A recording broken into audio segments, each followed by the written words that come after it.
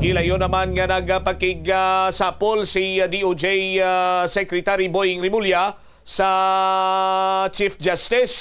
Agod istoryahan ang nasambitan sinikaron nga impormasyon nga nanginbunga man sa pagpanghusisa sang kapulisan kag sang Department of Justice. Sa aton sining mga kabumbo, di sinuayhan ining tawo nga ginatumod sang Justice Secretary. Sinuayhan ining babayi nga isa sa mga alpha or boss nga may kailabtanan man sa pagkadula sang 108 ka mga bulangiro. Initanan na mga kasimanwang pagatutukan naton diri sa pagpangalagad sang Bombo Radyo Iloilo.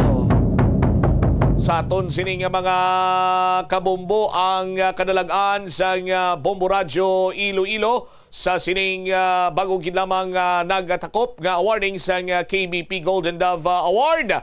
Sa aton sining mga kauturan magaserbi ini nga motivasyon para sa aton, motivation, inspiration kag bangod sini pamaskugon paginamon mapaayo pagin naton diri sa Bombo Radyo Iloilo ang amon sini iyang pagserbisyo sa aton sini iyang mga kabombo. Nagatingwa kita nga ang aton sini serbisyo hindi lamang pang radyo kundi pang TV man kagadulot ini naton sa ginadulong ini naton sa aton sini mga audience. Sa aton sini karon iyang mga kauturan. Ang dugang nga mga balita kag impormasyon aton sini iyang balikan sa parang pagpalayag sa mumuanay sa udto pagkatapos ang Bombo Network News. Iyari ang mga importante kag praktikal nga mga pamaagi agud makakinot sang tubig. Sa kusina, magamit sang yahong ukon labador sa paghugas sang mga ulutanon ukon prutas. Magdesignar sang baso ukon water bottle agud gamiton sa bilog nga adlaw agud indi magsigi panghugas sini kada matapos ang pag-inom. Kung aksidente nga may nahulog nga ice o kunyelo, hindi ini pag-ihaboy. Sa baylo, ibutang ini sa mga masitera sang tanom. Kung may bilin man nga yelo o kung tubig sa baso nga ginimnan, tipunon anay ini sa balde, agud ibunyag sa mga tanom antes hugasan. Paano ba lamang kalikaw sa aksidente sa dalan? Iyari mga tips nga dapat tandaan sa tion nga nagamaneho. Una, likawan ang masaming nga pagsaylo sang linya. Ang swerving o kung pagsaylo sang lane sa isa ka delikado nga maneuver nga masamig ginatunaan sang bunggo anay. Kung himuon ini, siguraduhon nga may bastante ang oras kag espasyo. Ikaduha, i-check ang blind spots. I-check ang mirrors kung clear ang alagyan. Magbalikid o kung maglantaw sa nagaagi sa ibang nga anggulo, agud makasigurado nga maathag ang alagyan. Ang responsable nga driver ang masaming nga handa sa anuman nga aksidente. Kabahin na sang pagkaresponsable ang pagkuha sang insurance agud masigurado nga may peace of mind sa dala. Fully digitalized. Numero 1 sa balita, komentaryo, drama at serbisyo publiko. Bombo Radyo Philippines. Bombo Radyo Philippines. Ang inyong #1 at most trusted radio network in the country. Basta Radio Bombo! This is Bombo Network News Noontime Edition, broadcasting live at Bombo Radio Broadcast Center, Makati City, Philippines. Ngayon ay araw ng Biyernes, thank God it's Friday, ika-27 sa buwan ng Hunyo taong 2025. Sa ulo ng ating mga balita. Sa ating mga pangunahing balita, grupo ho ng mga pulis kasabwat umano ng mastermind na nasa likod ng pagkawalan ng mga sabungero. 20 individual, kabilang din umano sa organisadong grupo na kasabwat ng naturang mastermind. Ang Department of Justice nilinaw na hindi gagastos ang gobyerno ng Pilipinas para sa pagpapadala ng mga testigo laban yan kay former President Rodrigo Roa Duterte sa The Hague, Netherlands. Ang Governance Commission for Government-Owned and Controlled Corporations ipinagutos naman ng malawakang revamp sa Philippine Health Insurance Corporation. Halos 200 at 70 kongresista naman nagpahayag na ng suporta kay House Speaker Martin Romualdez. 284 sa kanila pumirma na ng suporta. Abangan sa ating sports balita mamaya kalawang round ng 2025 NBA Draft. Natapos na ang Minnesota Timberwolves. Nakuha ang unang pick. At sa ating international news naman, Iran Defense Minister pinasalamatan ng China sa suporta matapos ang sagupaan sa Israel. Samantala si Spanish Prime Minister ibinunyag naman ang umano'y kalunos-lunos na kalagayan ng Gaza sa gitna ng nangyayaring genocide. At live nationwide via satellite, dumako tayo sa detalye ng ating mga balita. Inihahanda na ng prosecution panel ng Kamara de Representantes ang kanilang magiging kasagutan sa ad cautelam reply na isinumite ni Vice President Sara Duterte sa mataas na kapulungan o sa may Senado. Malala pong nagpadala ng summons ang Senado sa kampo ni Vice President Sara upang hilingin ang komento nito sa naturang complaint. Ilang araw kasunod nito ay nagpadala ng kasagutan ng pangalawang Pangulo at iginiit na dapat maibasura ang naturang complaint dahil ito ay lumabag sa one-year ban rule sa ilalim yan ng 1987 Philippine Constitution. Sa panayam naman ng Bombo Radio Philippines kay Manila 3rd District Congressman Joel Chua na isa rin sa mga tumatayong miyembro ng prosecution panel, iginit itong bagaman nakakagulat ang mga argumentong nakasaad sa kasagutan ng pangalawang Pangulo. Nakahanda na niya ang mga kasagutan ng prosecution para ihain sa takdang araw. Paliwanag naman babatas, mayroong hanggang sa araw ng Lunes o Hunyo at 30 ang prosecution panel para ihain ang kanilang kasagutan sa Senado. Nag-submit na po ng kanilang answer ang ating Vice Presidente at kami naman po ay binibigyan ng 5 araw para ito po ay sagutin sa pamamagitan po ng reply. So meron po kami hanggang Lunes na maisumite ang amin naman pong reply sa sagot po ng ating Vice Presidente. Nanindigan din si Congressman Chua na ang kasalukuyang nakabinbin na impeachment complaint laban sa pangalawang Pangulo ay hindi lumalabag doon sa one-year ban rule ng saligang batas. Itong araw ng Miyerkules, Hunyo 25, hinihain ng prosecution ang kanilang kasagutan sa Senado. Kasunod pa rin po yan ng naunang pag-remand ng mataas na kapulungan doon sa articles of impeachment articles na pabalik huyan sa Kamara de Representantes. Paliwanag nitong si Congressman Chua, nakasaad sa kanilang kasagutan na hindi lumabag sa saligang batas ang nakabinbing impeachment complaint laban sa pangalawang Pangulo, kaya't dapat lamang na matuloy ang trial. Kami po ay nag-submit ng aming submission. Ito po ay para po sa compliance po sa hinihingi po ng impeachment court kung saan kami po ay nire-require nila na mag-submit ng certification in a form of resolution para po dito sa one-year ban rule. At i-comply na po namin yon at in-attach po namin dito yung resolution na ipinasa po ng 19 Congress na sinecertify po na wala pong violation dito po sa one-year ban rule base po sa ating saligang batas at base rin po sa rules na Bahagi pa rin po yan ng exclusive interview ng Bombo Radio Philippines kay Manila 3rd District Congressman Joel Chua, bahagi po ng prosecution panel. Gayun pa rin po ng mababatas, tanging ang sertifikasyon lamang na nakahanda ang 20th Congress. Sa ngayon ay hindi pa po nagagawa ng prosecution dahil hindi pa nagbubukas ang susunod na Kongreso. Samantala, iginiit naman ng House Prosecution Panel na walang kapangyarihan ng impeachment court ng Senado na basta na lamang ibasura ang articles of impeachment laban kay Vice President Sara Duterte. Ayon kay Batangas Representative Jervel Luistro, malinaw sa saligang batas na tungkulin ng impeachment court na subukan at magdesisyon sa reklamo. Ibig sabihin, kailangang ituloy ang pagdinig at bigyang pagkakataon ng parehong panig na magsumiti ng ebidensya. Mariing tinutulan naman ni Representative Ernix Junicio Jr. at Zia Alonto Adjong ang posisyon ni Senate President Francis Chis Escudero na maaring maibasura ang kaso kung may boto ng mayorya. Ani Adjong, hindi ito basta scrap of paper lamang at ito ay may basihan ng mga reklamo. Sinupla rin nila ang aligasyon ni Vice President Duterte na may bayaran sa pagbirma ng reklamo. Giit ni Junicio na panlilihis lang ang tunay na issue. Kinwestiyon din ni ML Party List Representative-elect Leila de Lima ang sinasabing interpretasyon ni Senate President Francis Chis Escudero sa saligang batas. May Chis Escudero version na anya ng 1987 Constitution. Hinala ni De Lima may tangkang isabutahe ang impeachment trial. Nakatakdang magsumite ang Kamara ng reply sa sagot ni Duterte sa Lunes at ayon naman kay Representative Rog Gutierrez, halos tapos na ang mga dokumento. Kuha tayo ng iba pang mga development, magkakabumbula po dyan sa may Department of Justice. Ang natura pong ahensya, ibinunyag na may grupo ho ng mga pulis na kasabot umano ng mastermind sa likod ho ng pagkawala ng mga biktimang sabungero. Meron pong 20 individual, kabilang daw ho dun sa tinatawag na quote-unquote organisadong grupo na kasabwat nitong mastermind. May update po dyan si Bombong Grand Hilario.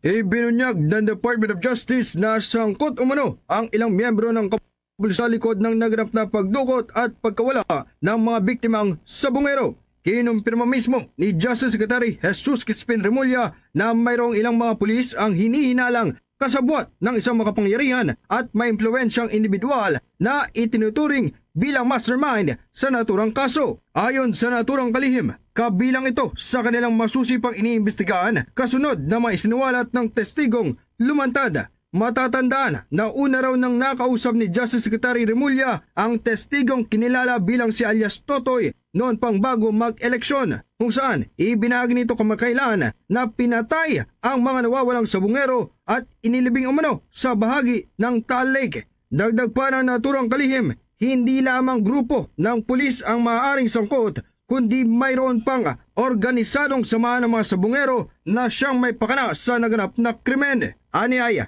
nasa 20 mga individual ang kanilang iniimbestigahan na kabilang sa mga kasabwat ng itinuturong mastermind ni alias Totoy. Kaya't bunso nito'y aminado si Justice Secretary Remulla na hindi may tatangging makapangyarihan at hindi lamang basta ordinaryong individual ang kanilang iniimbestigahan. Very powerful to dahil tsaka meron pang grupo yan, may grupo pa yan.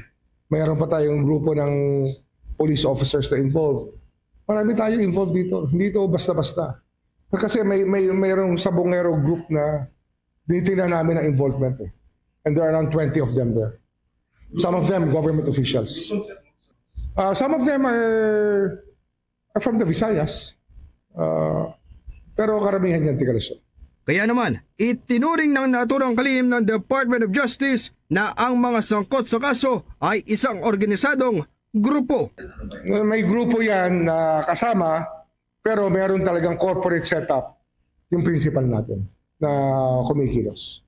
Ngunit sa kabila naman ito, makakaasa muna ang publiko na kanilang ginagawa ang lahat para lamang maresolba at matukoy ang katotohanan sa likod ng pagkawala ng mga biktimang sabungero. Sa kasalukuyan, matapos ang halos 4 na taon mula nang napaulat ang pagkawala ng mga sabungero, hindi pa rin natutuldukan at naisisilbi ang hiling na hustisya ng mga kaanak ng mga biktima. Mula dito sa Department of Justice, ako si Bombo Grantilario, nag-uulat para sa the #1 and most trusted radio network in the country, Bombo Radio Philippines. Basta Radio, Bombo! Kampante si Manila 3rd District Representative Joel Chua na walang mabigat na kalaban si House Speaker Martin Romualdez para muling mahalal bilang pinuno ng Kamara sa susunod na Kongreso. Bagaman may ilang kongresista na nagpakita ng interes na magiging susunod na lider ng Kamara, karamihan sa mga nakaupong kinatawan na muling nahalal at magiging bahagi ng 20th Congress ay nauna nang nagpahayag ng suporta sa kakayahan ni Speaker Romualdez na muling pamunuan ang mababang kapulungan. Sa katunayan, anya, umaabot na sa kabuang 287 na mga kongresista ang nagpahayag ng kanilang suporta sa kakayahan ng kasalukuyang House Speaker.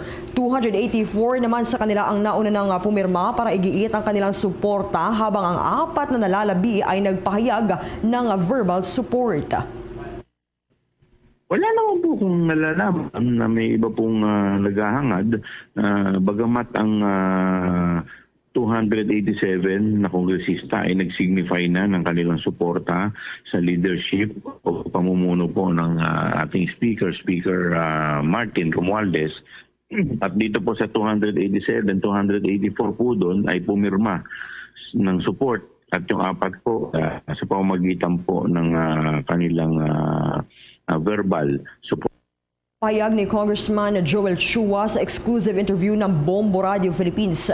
Gate ng kongresista, buo ang suporta ng karamihan sa mga mambabata sa kakayahan ng kasalukuyang House leadership dahil napatunayan na anya ng kasalukuyang liderato na pamunuan ng mababang kapulungan. Maalalang ilang pangalan na ang lumutang na umano'y nagnanais ding maging leader ng Kamara sa susunod na Kongreso.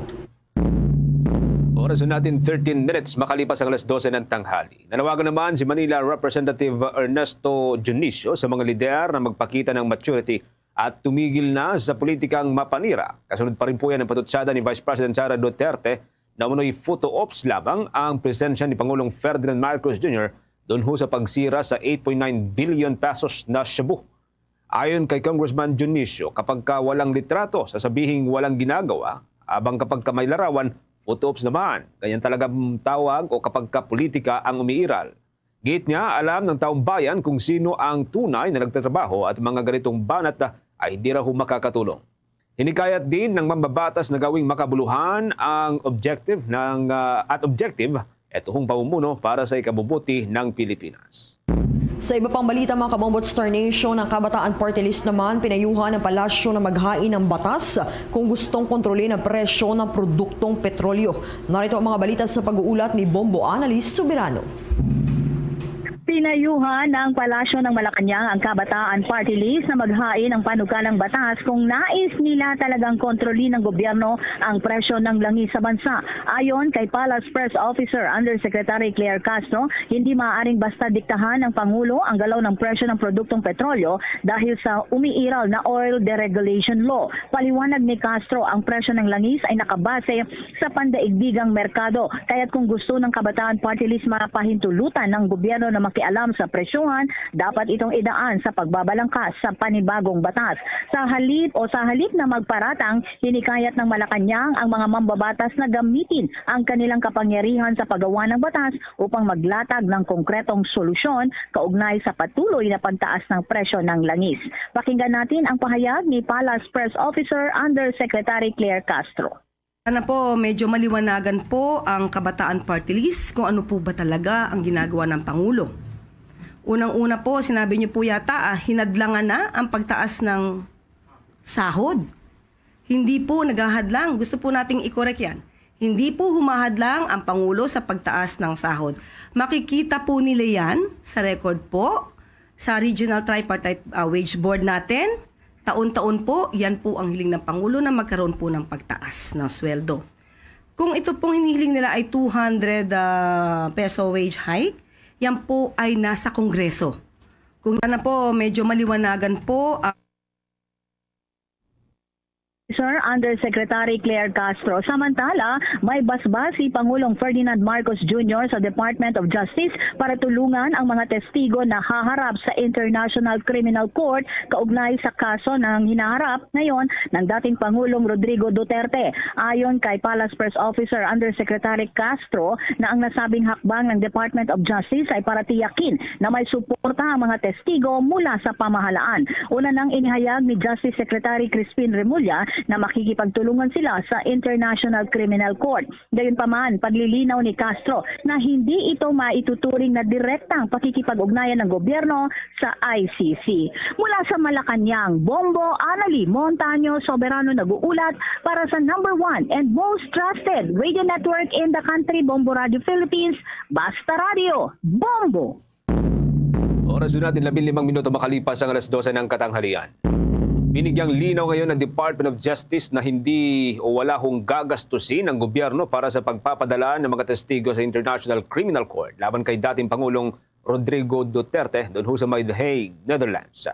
Ito ay ginawa hong paglilinaw nitong si Justice Secretary Jesus Crispin Remulla matapos matanong kung may ilalabas bang pera o gagamit ba ng pondo ng bayan para lamang may padala ang mga magsusumite ng kanilang mga testimonya.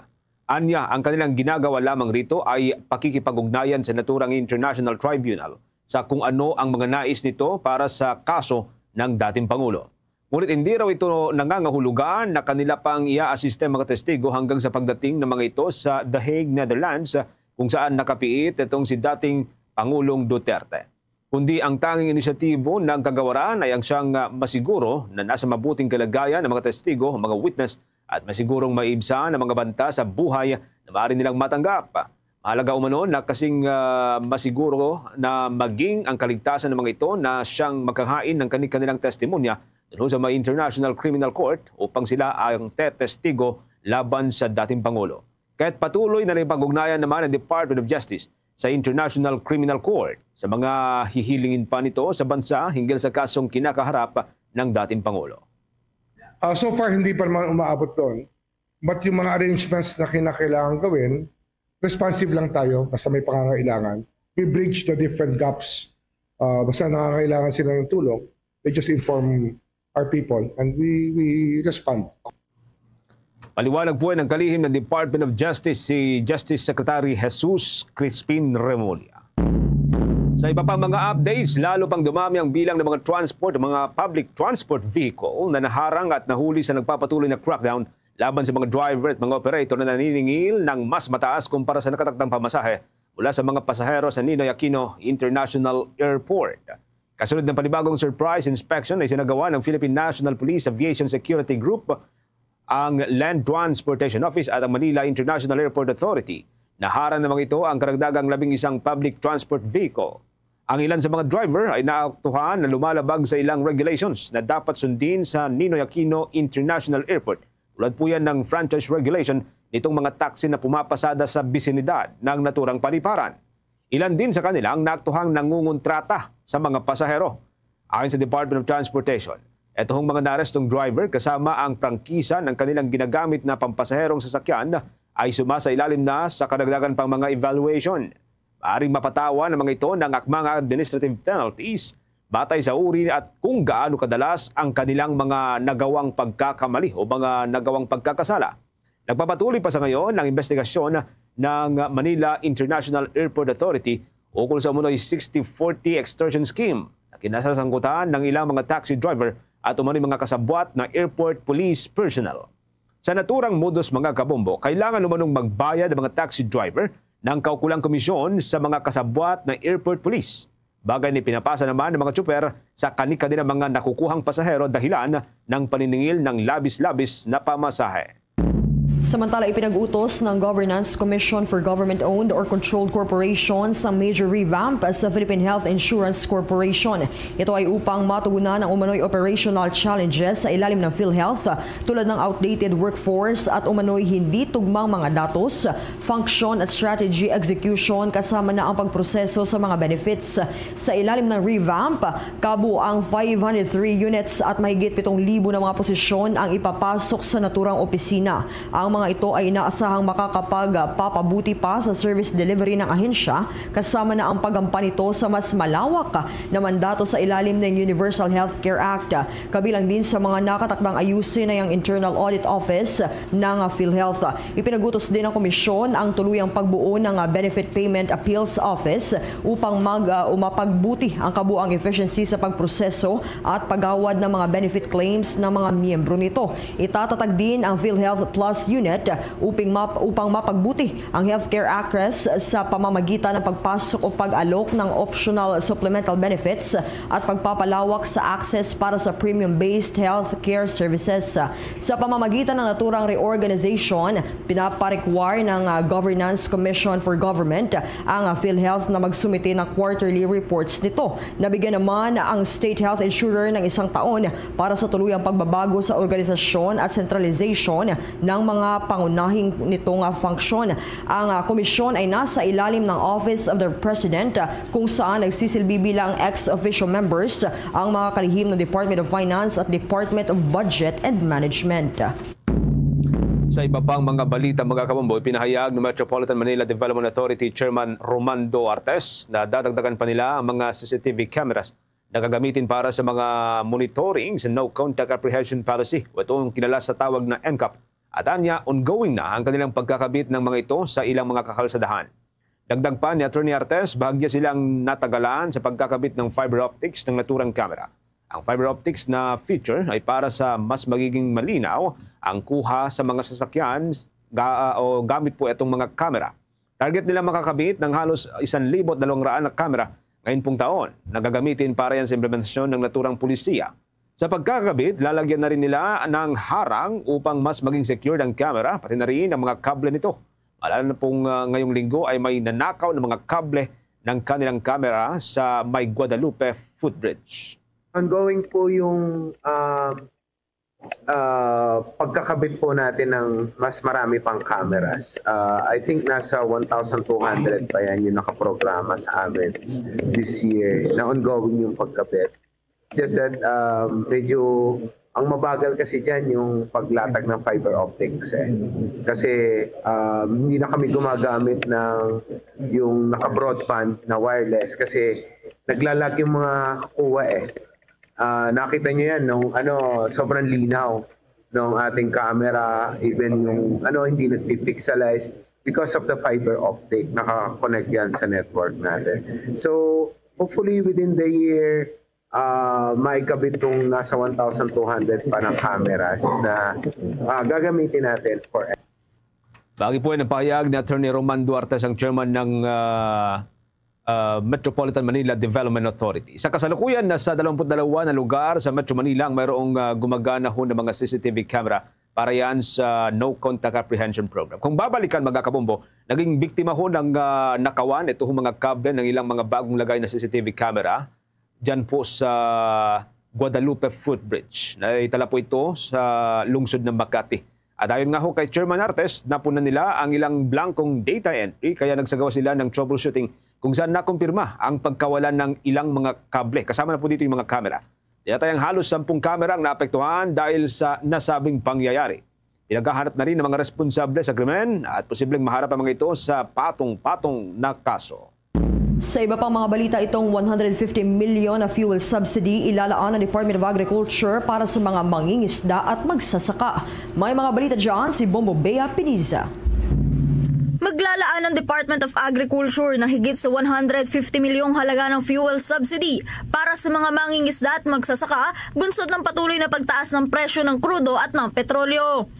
Ayon kay Assistant Secretary for Special Concerns and Official Development Assistance at Agriculture Spokesperson Engineer Arnel de Mesa, mula sa kabuoang budget na ito, 75 milyong piso ang nakalaan para sa mga mangingisda habang ang natitira naman ay para sa mga magsasaka. Anya, mayroong special provision ang pamimigay ng fuel subsidy sa General's Appropriations Act na dapat ay pumalo muna ang presyo ng produktong petrolyo sa $80 per barrel para maipamahagi ang pondo sa mga benepisyaryo nito. Ngayon ay may nakahanda tayo 150 million na fuel subsidy for both the farmers and fishers. Sa farmer, 75 million. Sa fisher folk, another 75 million. Pero may special provision yan sa General Appropriations Act ng 2025 na kailangan ma-meet muna yung presyo ng Dubai crude oil at $80 per barrel. At pag na-meet yun, ayan, pwede nang i-release yung pondo na 150 million. Nanawagan naman ng departamento sa mga retailers at stakeholders ng agricultural sector na huwag sanang abusuhin ng mga ito ang pagtaas ng presyo ng krudo para taasan din ang kanilang mga ibinibentang mga agricultural products. Anya, patuloy na nakatutok ang kanilang ahensya, katuwang ang Department of Trade and Industry, sa pag-monitor ng mga presyo ng mga bilihin sa mga pamilihan para matiyak na hindi magkakaroon ng biglaang pagtaas sa presyo ang mga ito bunsod sa naging oil price hike sa gasolina. Huwag nilang masyado rin sabihin na natin na abusuin yung sitwasyon na magkakaroon ng mga sudden price increases kasi nakatutok hindi lang ang DA pati ang Department of Trade and Industry at iba pang ahensya ng gobyerno na dapat wala masyadong pagtaas na mga bilihin kung unnecessary naman.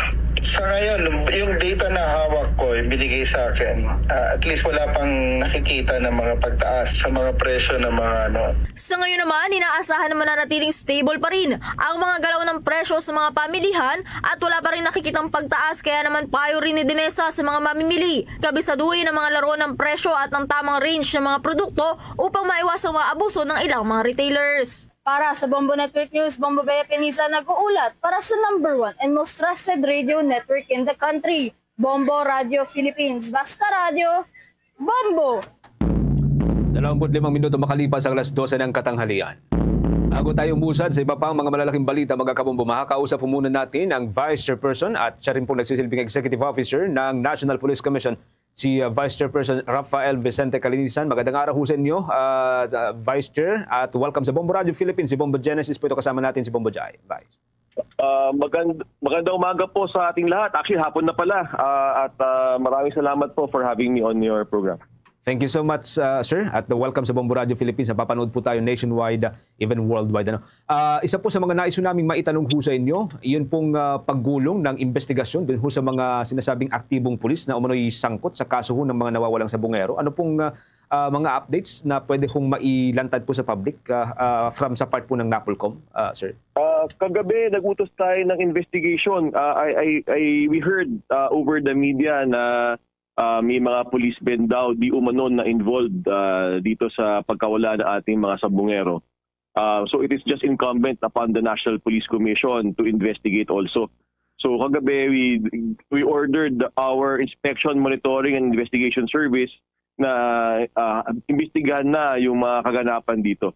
So wala, pero to stress, no, wala pa kaming kopya ng complete affidavit ng alias Totoy. Hindi pa namin nakakausap yung alias Totoy. Kung anong alam namin, yun lang napulot namin sa media.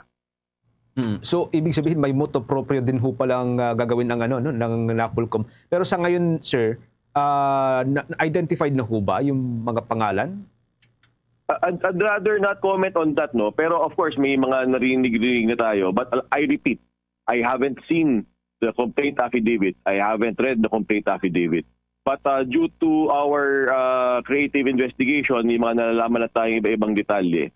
Pero it is just incumbent upon us to just remain quiet first until we get to see yung complete affidavit ni alias Totoy. Kaya nananawagan nga kami kay alias Totoy na sana dalhin niya yung complete affidavit niya dito.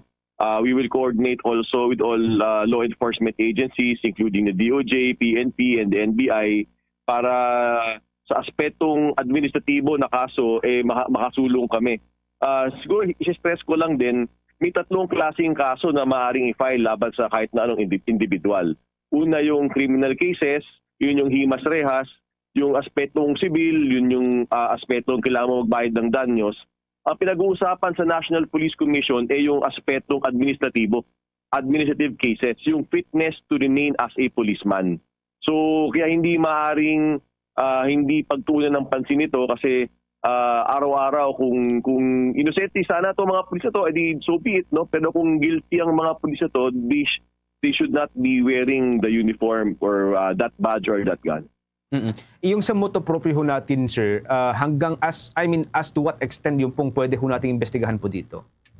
Lahat ng kasi ang under the Constitution, Article 6 Section 6, Article 16 Section 6, ang may administration and control over the Philippine National Police ang National Police Commission.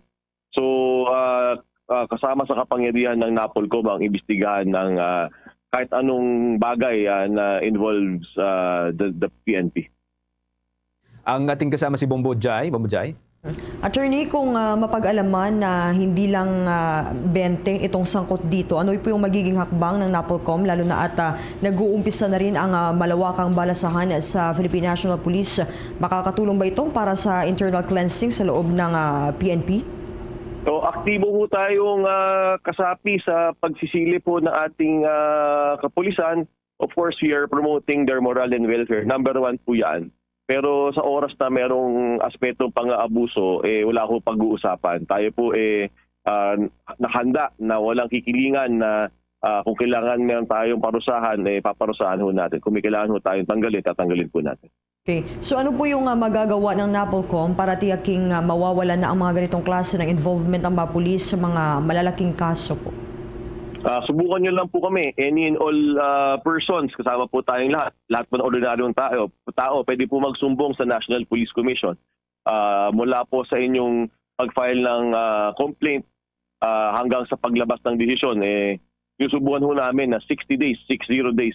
Kinakailangan po mabilis po ang hustisya. Not just for the complaining party, but also for the policeman who might be filed the case against, pero hindi naman siya talagang guilty at inosente siya.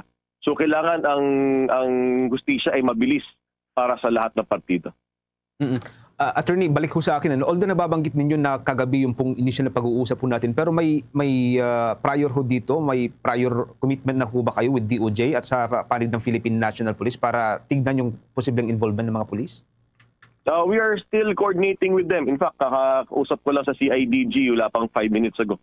I'm currently texting General Torre right now as we speak. Tumawag lang kayo. Pero this is a work in progress. Marami pang kaganapan at very fluid pa ang mga pangyayari. Doon sa naunang interview ho natin with Justice Secretary Remulla, sir, ang sabi ho niya is gumugulong yung investigation. In fact gusto niyang kausapin din ang iba pang mga agency para makatulong doon sa investigation na ito. So kung in the end, hihilingin po ng Department of Justice, yun pong resulta ho ng inyong motu proprio investigation, ano to, sir, ibibigay ho natin kung sakali? Opo, definitely. Tayo po yung makipagtulungan sa DOJ. Sila po ang ating mga big brothers sa ahensya. Di ho dapat po lahat ng tao ay nagtutulungan para ma-resolve po ang lahat ng kaso sa Pilipinas. Lalo-lalo na po itong kasong ito. Bukas po ang ahensya namin at we will actively coordinate din po sa lahat po ng law enforcement agencies. Kailangan po ng whole of nation approach po dito at lahat po ng mga ahensya rin po ng gobyerno ay dapat magtulong-tulungan para ma-solve na po yung kasong ito. One more thing, hindi ko alam kung pwede pong i-disclose ito, no? Pero nangyari po itong pagkawala ho ng mga sabungero few years ago. Ngayon, sa panig po ng NAPOLCOM, I understand na kayo po ay commissioner pa lamang that time, sir, pero sa panig ho ng NAPOLCOM, may mga ganito ho ba kayo naririnig na ho dati? I mean, yung involvement po ng mga police? Hindi naman tayo para magsabing wala tayong naririnig. Pero ibang usapan yung meron na talagang mga aligasyon at meron ng mga complainant. So, we will act on complaints and we will also make sure to investigate any wrongdoing kung kinakailangan. Tayo ang kuya rin ng Philippine National Police. Dapat tayo ay kaagapay din ng Filipino people, nakaasa sa atin pagiging pulis ng pulis. So, we will do what we need to do. Attorney, may timeline ho ba tayo about dito sa investigation? Hanggat matapos, we will see it through. Ayoko magbigay ng deadline kasi nakaumang ang napakalaking portion nito dun sa complaint affidavit ni alias Totoy, which we have yet to receive. Pero sa initial assessment ho ninyo, again, I don't know kung pwede pong disclose ito, no? Sa initial assessment po ninyo, attorney, gaano ho kalalaking personalidad or I mean, gaano katataas ng mga opisyal ng Philippine National Police yung posibleng involved po dito? Siguro sana ako mag-comment dyan. May mga initial indications sa tayo pero siguro sana patawarin niyo na muna ako, sana tayo mag-comment dyan sa aspetong yun. Yes, sir, I understand. Thank you so much, attorney. Hanggang siguro sa pagkakalabas ng ating pong mga resulta or sa mga development in the coming days, muli kaming uugnay sa inyo, attorney, sir. Okay, feel free. Tayo naman ay bukas sa lahat at feel free to reach out to us. Okay, any message sa mga kapulisan po natin, attorney? Again, we are promoting your moral and welfare. Alam niyo naman, noon pa tayo kasama nyo. Kagapay nyo ako sa ground. Pero sa mga pagkakataon na merong mga ganitong pangyayari at ganitong kaganapan, we have no choice but to discipline erring cops. So tayo mangunguna sa ngalan ng taong bayan na umaasa na isang malinis na kapulisan, nandito tayo para ibigay yon sa ating taong bayan. So huwag kayong mag-alala sa lahat na nakikinig, taong bayan man o pulis, will be firm but fair. Hindi po tayo kailangan mag-alangan. The National Police Commission is here for you. Thank you so much, Vice Chair. Ingat po kayo, sir. Maraming salamat po. Thank you po. Ang Vice Chairperson at nagsisilbi pong Executive Officer ng National Police Commission, si Vice Chairman Rafael Vicente Calinisan. Sa iba pang mga balita, dako tayo dyan sa may bahagi po ng Senado, mga kabombo, paghahain po ng mga bills itong mga senador sa 20th Congress, idadaan na po sa raffle. Ang Pangulo naman ng Senado, hindi raw magiging prioridad. May update dyan si Bombo JC Galvez. Sistematiko na ang proseso ng paghahain ng panukalang batas sa pagbubukas ng 28th Congress sa Hulyo 28. Kasunod dito ng ginawang draw lots o raffle ng mga senador kung saan nakalatag na ang sunod na pangalan na maghahain ng kanilang pet bills. Sa unang round, maswerteng nabunot si Senador J.V. Hercito para maunang maghahain ng kanyang panukalang batas. Sinundan ni na Senators Robin Hood Padilla, Pia Cayetano, Ping Lacson at Joel Villanueva.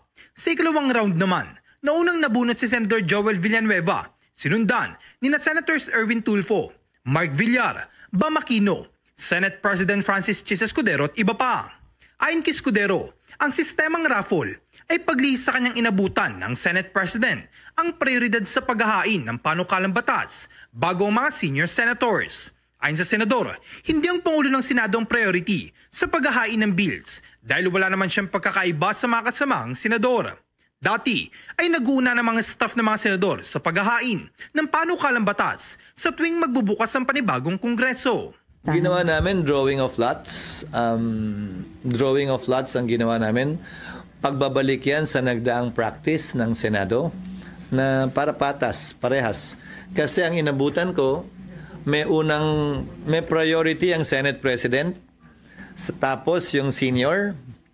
Ang problema mo, primus inter lang naman ako dun sa iba.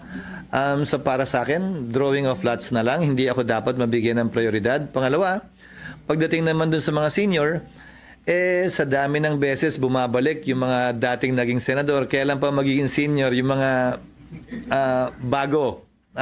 So sinubukan naming pantayin yung pagkakataon na makapag-file ng bill. So first 10, raffle. Second 10, raffle. Tapos yung subsequent ones, first come, first serve na. Una nang isisulong ni Escudero sa 28th Congress na bigyan ng standby authority ang Department of Finance o ang Pangulo upang maibaba ang value-added tax sa mga produktong petrolyo sa gitna ng sigalot sa pagitan ng Israel at Iran. Paliwanag ng senador, ang 12% VAT bilang percentage-based tax ay nagdudulot ng mas mataas na kita para sa gobyerno kapag tumataas ang pandaigdigang presyo ng krudo na lalo naman nagpapabigat sa mga mamimili. Gayunpaman, dahil sa urgency ng sitwasyon ngayon, hihilingin ni Rini Escudero sa Legislative Executive Development Advisory Council o LEDAC na gawin itong priority bill. Para sa Bombo Network News, ako si Bombo JC Galvez nag-uulat para sa number 1 and most trusted radio network in the country, Bombo Radio Philippines, Basta Radio, Bombo! Umabot na sa mahigit 2,000 hektarya ng tubuhan sa Visayas ang apektado ng pamimeste ng red-striped soft-scale insect. Batay sa datos ng Sugar Regulatory Administration, aabot na sa kabuang 2,027.79 hectares ng taniman ng tubo ang apektado ng naturang peste. Ang bilang na ito ay katumbas ng nasa mahigit 1,000 na magsasaka na apektado. Ayon sa ahensya, aabot lamang sa kabuang 228.16 hektarya ng tubuhan ang na-recover ng bahagya mula sa epekto ng mga peste. Tinukoy ng ahensya ang mga lugar na apektado, kabilang na dito ang Bago City, ang EB Magalona, Silay City, Victoria City at Manapla sa Negros Occidental, Mabinay sa Negros Oriental at bahagi ng Sigma sa Capiz. Kaugnay nito ay ipinag-utos na rin ni Sugar Regulatory Administration Administrator Pablo Luis Ascona sa Lagrana Agricultural Research and Extension Center ang pagsasagawa ng pag-aaral sa epekto ng RSSI sa mga pananim na tubo. Pinapatukoy rin ng ahensya ang epekto ng naturang peste sa sugar content ng mga recovered na tubo mula sa epekto ng mga peste. Oras natin, meron na lamang po tayong 21 minutes bago po sumapit ang launa-unang hapon. Dako tayo dyan sa bahagi po ng Commission on Elections, mga kabambo. Update po tayo doon ho sa kandidatura ng kongresista. Yan po sa may bahagi ng Benguet. May mga live report po dyan si Bombo Isa Cotoner. Bombo Genesis, Bombo Jai, inatasan na ng Commission on Elections 2nd Division na iproklamang manalong congressman na may Benguet na si Eric Yap. Ito ay matapos na i-dismiss ng division ang final na material misrepresentation na may kaugnayan sa kanyang citizenship.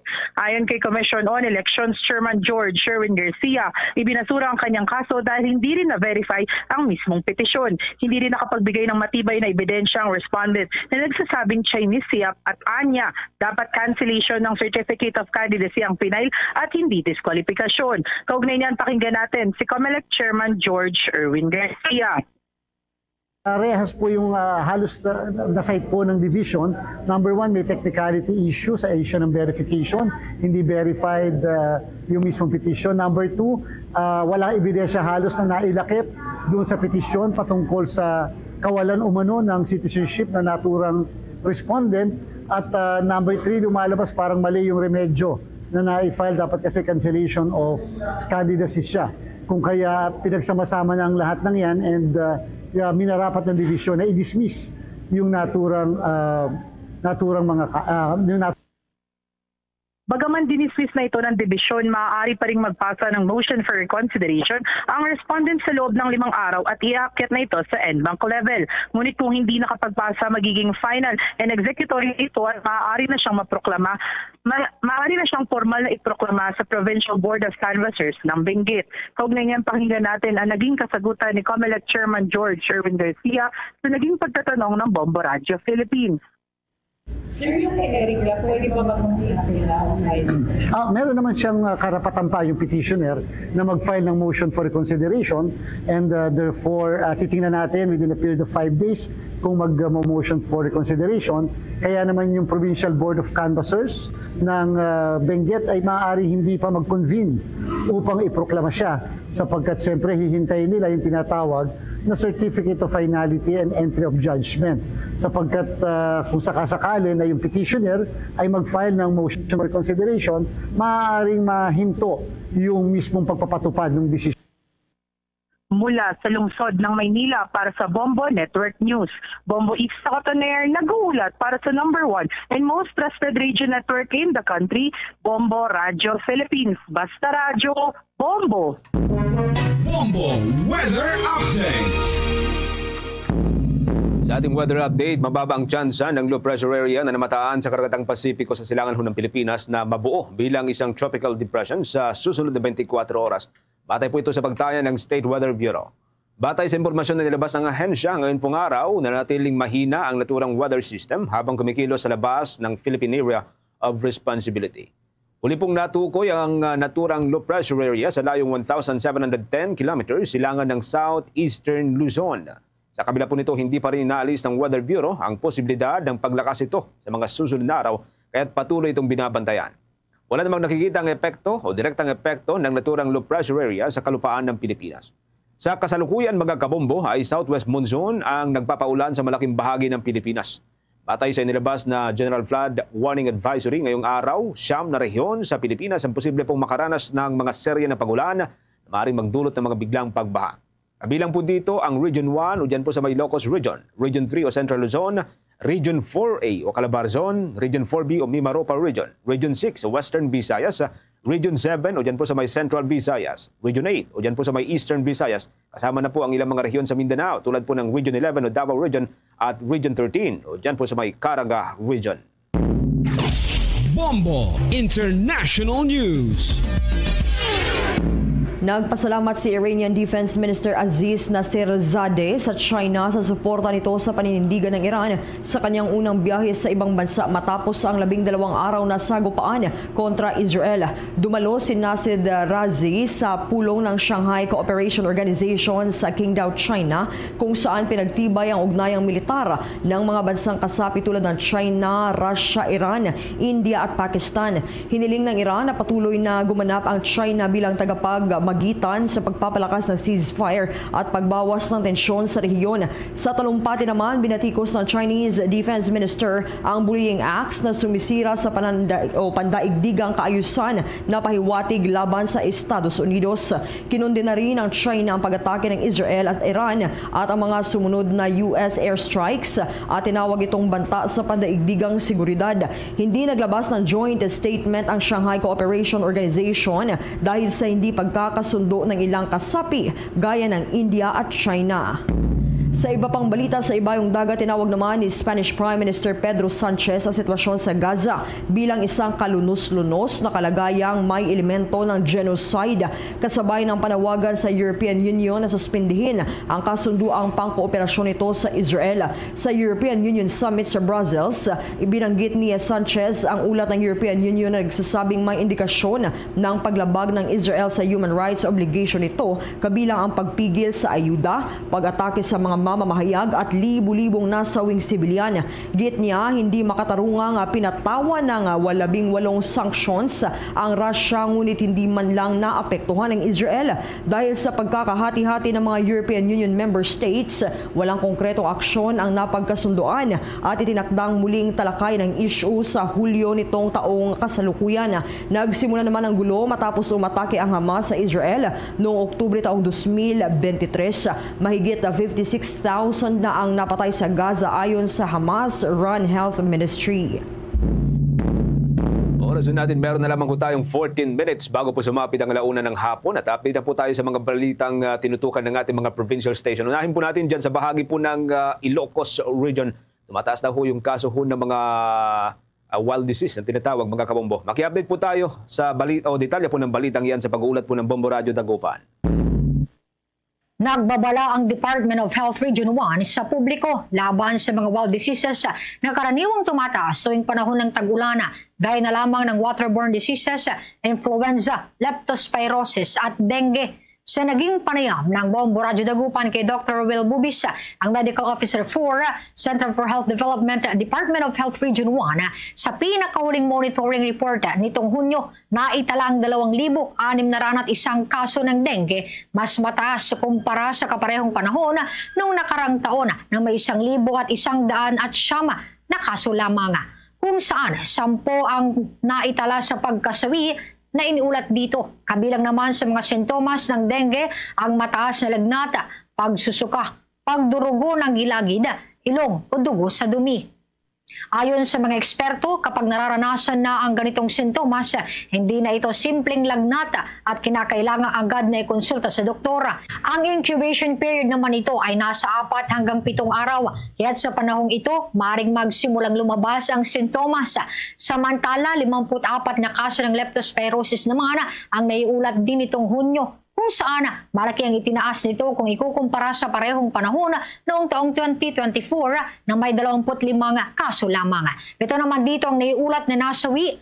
Ang leptospirosis ay nakukuha mula sa bacteria na madalas ay dala ng ihi ng daga at nahahawa kapag ang tao ay lumusong sa kontaminadong baha. Kabilang sa sintomas ito ang lagnat, pananakit ng katawan o kalamnan, paninilaw ng balata, pamumula ng mata at pamamantala. Kapag napabayaan ay maaaring humantong ito sa malubhang pinsala sa kidney. Ang incubation period naman ng leptospirosis ay nasa 5 hanggang 14 na araw. Samantala, nagpaalala din ito tungkol sa mga rabies kung saan hindi lamang ito na ipapasa sa kagat ng hayop, kundi pati na rin sa kalmot o ibang uri ng non-bite exposure, lalo na kung wala pang bakuna ang hayop. At higit sa lahat, upang makaiwas po tayo sa influenza-like illnesses, siguraduhin kumpleto po ang bakuna ng inyong pamilya laban po sa influenza. So sa pamamagitan po ng mga steps na ito, mapapanatili po nating mataas at malakas ang ating resistensya at maganda ang ating health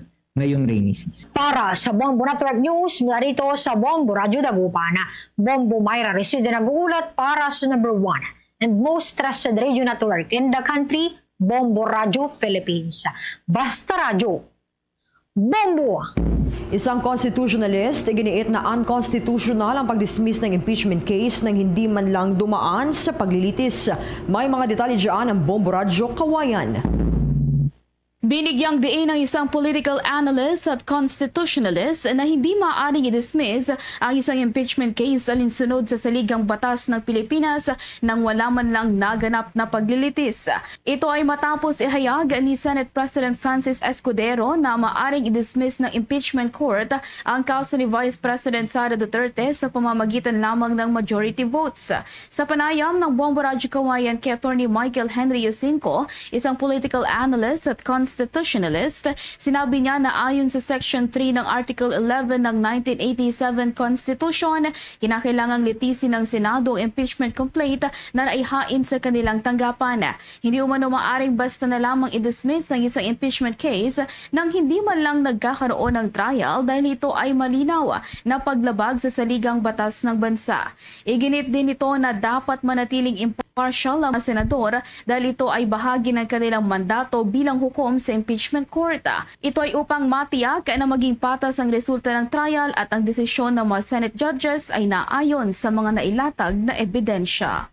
Ayon sa ating saligang batas, specifically Section 3, number 4 and number 6 of Article 11 ng ating saligang batas, malinaw na ang utos sa Senado or sa impeachment court ay maglitis. Pag-trial. Kailangan yun ang gawin nila kasi yun ang utos ng ating konstitusyon. Now, pag sinabi mo kasing dismiss, ang ibig sabihin nito, hindi magta-trial, hindi maglilitis. Right? So, automatically, hindi pwedeng mangyari yun kasi kung hindi mag-trial, kung i-dismiss, ang ibig sabihin nito ay sinusuway natin yung saligang batas. At iyan ang ulat mula rito sa Bombo Radyo Kawayan. Para sa Bombo Network News, ako si Bombo Jamaica Barbas. Para sa number 1 and most trusted radio network in the country, Bombo Radyo Philippines. Basta Radyo, Bombo. Ang Western Visayas ay tinutulak naman na maging world-class healthcare tech services hub. May update po dyan ng Bombo Radyo Rojas. Itinutulak ng Department of Trade and Industry o DTI ang Western Visayas bilang destinasyon para sa healthcare technology services. Sa panayam ng Bombo Radio Rojas kay Rachel Nufable, Regional Director ng Department of Trade and Industry Region 6, sinabi nito na malinaw na ang Western Visayas ay handa nang makipagsabayan sa pandaigdigang merkado. Aniya, target ng rehiyon na maging pangunahing destinasyon para sa healthcare information management services. Idinaos nitong Hunyo 25 hanggang 26 ang isang malaking pagtitipon na dinaluhan ng mga eksperto sa industriya, mga negosyante, mga guro at mga kinatawan ng pamahalaan upang talakayin ang iba't ibang hamon sa sektor ng healthcare information management services. Kabilang dito ang epekto ng artificial intelligence at ang mga banta sa cybersecurity. Ayon kay Nufable, ang healthcare information management services ay may potensyal din na makapagbigay ng libu-libong trabaho na mataas ang halaga para sa mga mamamayan ng rehiyon. Pinuri naman ni DTI Assistant Secretary Leonila Baluyot ang matibay na ugnayan at pagtutulungan ng iba't ibang sektor sa Western Visayas para maisulong ang kanilang roadmap tungo sa pagiging pangunahing healthcare information management services destination sa bansa. Bilang bahagi ng inisyatiba, lumagda sa isang Memorandum of Agreement ang DTI kasama ang Department of Education, Technical Education and Skills Development Authority, National ICT Confederation of the Philippines at Healthcare Information Management Association of the Philippines. Layunin ang kasunduan na paunlarin at isulong ang healthcare information management services sa pamamagitan ng skills development, curriculum alignment, industry exposure at digital innovation. The objective of which is really to usher a transformation on how we do things in order to make a positive trajectory for Philippine domestic and export trade, achieve a higher level of competitiveness and greater participation in the global value chain. This strategic shift is to develop a region as one of the hubs of one priority sector, and that is to develop Region 6 as a hub for the health and life sciences. Mula dito sa Bombo Radyo Rojas, para sa Bombo Network News, ito si Bombo Lindsay Ermita Newbade. Para sa the number 1 and most trusted radio network in the country, ang Bombo Radio Philippines, Basta Radio, Bombo! Bombo International News. Chinese national na tinaguriang notorious sexual predator sa United Kingdom na nanggahasa ng 10 mga babae hinatulan ng life sentence. May mga nakalapang report ang Bombo Radyo Iloilo. Hinatulan ng life sentence na hindi bababa sa 24 na taon ng isang Chinese PhD student na tinaguriang notorious na sexual predator sa United Kingdom. Ito ay si Zhen Haozhu, isang Chinese national na naninirahan sa Elephant and Castle sa Southeast London. Batay sa investigasyon, nilagyan niya ng droga ang 3 babae sa London at 7 pa sa China bago sila gahasain mula Setyembre 2019 hanggang Mayo 2023. Ayon kay Bombo Stephen Mark Espinosa, international correspondent sa United Kingdom, mula nang magsimula ang paglilitis, 24 na mga babae nang lumantad upang isiwalat ang kanilang naging karanasan sa kamay ng sospek. Sa pagbasa ng hatol sa Inner London Crown Court, sinabi ng Judge kay Zhu na planado at sistematiko ang ginawang rape campaign nito at itinuring niya ang mga biktima na para mga laruan sa kama para sa sariling kasiyahan. Siya ay convicted sa 11 counts of rape, 3 counts of Some counts of possession of an extreme pornographic image, 1 count ng false imprisonment, at 3 counts ng possession of a controlled drug with intent to commit a sexual offense.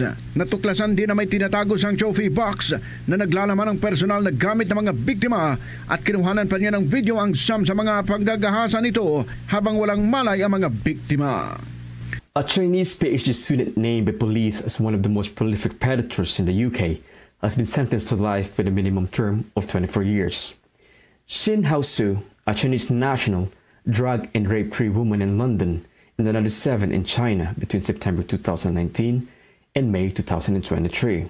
Si Bombo Steven Mark Espinosa. Para sa Bombo Network News, ito si Bombo Ayan Gahete. Para sa number 1 and most trusted radio network in the country, Bombo Radio Philippines. Basta Radio! Bombo! Mga kabumbukas Nation, tuloy-tuloy po sa pagsubaybay sa ating 32 fully digitalized AM at mga FM station gamit po ng ating mga social media pages tulad po ng Facebook, YouTube, TikTok at maging sa Bombo mobile app. Pwede po niyong balik-balikan ang mga programang hindi po ninyo napanood sa ating po mga provincial station sa mga nakalipasong mga oras, sa mga araw. Gamit po yung kanilang mga social media pages. Sa bahagi po ng Luzon area, dyan po sa may Northern Luzon, nariyan po ang Bombo Radio Kawayan. Habang dyan po sa may bahagi po ng Ilocos Region. Nariyan pong Bombo Radio Dagupan at ang ating music and news and entertainment station dyan ng Star FM Dagupan. Sa Cordillera Administrative Region, nariyan po ang Bombo Radio Baguio at Star FM Baguio. Sa may Bicol Region, nariyan pong Bombo Radio Legazpi. At dito po sa Mega Manila, narito ang Star FM Manila. Para pa rin sa ating mga listeners and viewers sa bahagi ng Northern Luzon, nariyan ang Bombo Radio Tugigaraw, ang Bombo Radio Lawag, Bombo Radio Vigan at Bombo Radio La Union. Sa Southern area naman, nariyan ang Bombo Radio Naga. At bago tayo magtapos, narito ang ating orasyo, Imperata for Peace. God, our Heavenly Father, Lord of peace and justice, we humbly come before you during this time of escalating geopolitical tensions in our part of the world. Through the years, you have sustained our faith in you as a nation. It is our faith in your divine providence that has made us survive the countless natural and human-caused calamities that have come our way in our history as a people. Spare us, Lord, from the horrors of war. Hear our pleas as we cry out to you. Have mercy on us, Lord. Rescue us from the malevolent forces that influence world leaders. For we believe that our struggle is not against flesh and blood, but against their rulers, against the authorities, against the powers of this dark world, and against the spiritual forces of evil in the heavenly realms. We pray for your leaders entrusted with making crucial decisions for our nation. We place all our hopes in you, seeking your forgiveness and mercy for the times when our fears and suspicions have tainted our perceptions with ethnic biases and prejudices verging on racism. We earnestly pray, Lord, that you make us instruments of your peace. Where there is hatred, let us bring love. Where there is injury, pardon. Where there is doubt, faith. Where there is despair, hope. Where there is darkness, light. Where there is sadness, joy. Through our Lord Jesus Christ, your Son, who lives and reigns with you in the unity of the Holy Spirit, God, forever and ever. Amen. Our Lady, Queen of Peace, pray for us. Saint Michael the Archangel, pray for us. Saint Joseph, pray for us. Saint Francis of Assisi, pray for us. Saint Lorenzo Ruiz, pray for us. Saint Pedro Calungsod, pray for us. Luzon, Visayas at Mindanao at maging sa buong mundo, yan na pong kabuuan ng ating balitaan para sa pangtanghaling edisyon ng Bombo Network News. Mula dito sa News Center Makati para sa number 1 and most trusted radio network in the country, Bombo Radio Philippines, Basta Radio. Bombo! Hello Philippines, and in time 1 minuto na nakalikan sa takna sining alauna. Balik na din sa pagpangalagad sa Bombo Rai Sudto sa DOFM, Bombo Radio Iloilo. Standby sa kay Bombo Pauline Piliora, no? May balita, may kantanan sa sining ginatudlo source ang illegal nga druga ni Aljon Halbuna gin strike sang Philippine or sang regional Police Drug Enforcement Unit. Nakuha kay alias Gerald ang ginapayag kapin 1 milyon ka pesos nga balor sa illegal nga droga. Dugang pa sina-recover, may 1 ka armas luthang. Check ta si Bombo Pauline sa latest ini nga pag-follow up sang Bombo News Team. Bombo Pao sa report, please go ahead. Atigayon, Bombo Cham nga madakpan sa katapo sa Regional Police Drug Enforcement Unit o kon RPDEU 6 ang ginatuaan sa supply sa illegal nga droga ni Aljon Halbuna ining suspect sa paghimulos patay sa 18 anyos nga dalagita sa bahin man sa Barangay Ingay Tubungan, Iloilo. Kag ang subject din kilala diri kay alias Gerald, 42 anyos, farmer, pero nag-iyaman ini siya sa ginabulubanta ang nakita dito ni Police Captain Glenn Solimando mga 20 kabilog nga inugbulang nga manok. Kag amo man ginagamit iyang front sa pagbaligya sa illegal nga droga. Kag residente man ini siya sa sitio Lacadon, Barangay Ingay Tubungan, Iloilo. Pilalang gid ka metro sa balay sang biktima diri sa paghimulos patay man diri Bombo Cham dira man mismo sa may bahin sang Tubungan, Iloilo. Kan sa aton diri gid pakigangutan ang officer in charge sang RPDEU 6 nga si Police Captain Glenn Soliman. Iya diri gid pahayag nga matapos ang revelations ang pag-ako ni Aljon Halbuna nga nagagamit ini sa illegal nga droga. Nakabaton ini sila sa information halin sa isa ka concerned citizen considered as informant Manila kag nanindugan bilang informant sa among operasyon dari suway matigayon ini bilang nga makasa ang among drug by bust operation sa lugar. Kag dugay dugang dere ni Police Captain Glenn Soliman nga madugay na ini siya nga ginamonitor ini si alias Gerald matapos nga konektado ini sa isa ka drug personality nga nadakpan Manila sa election period.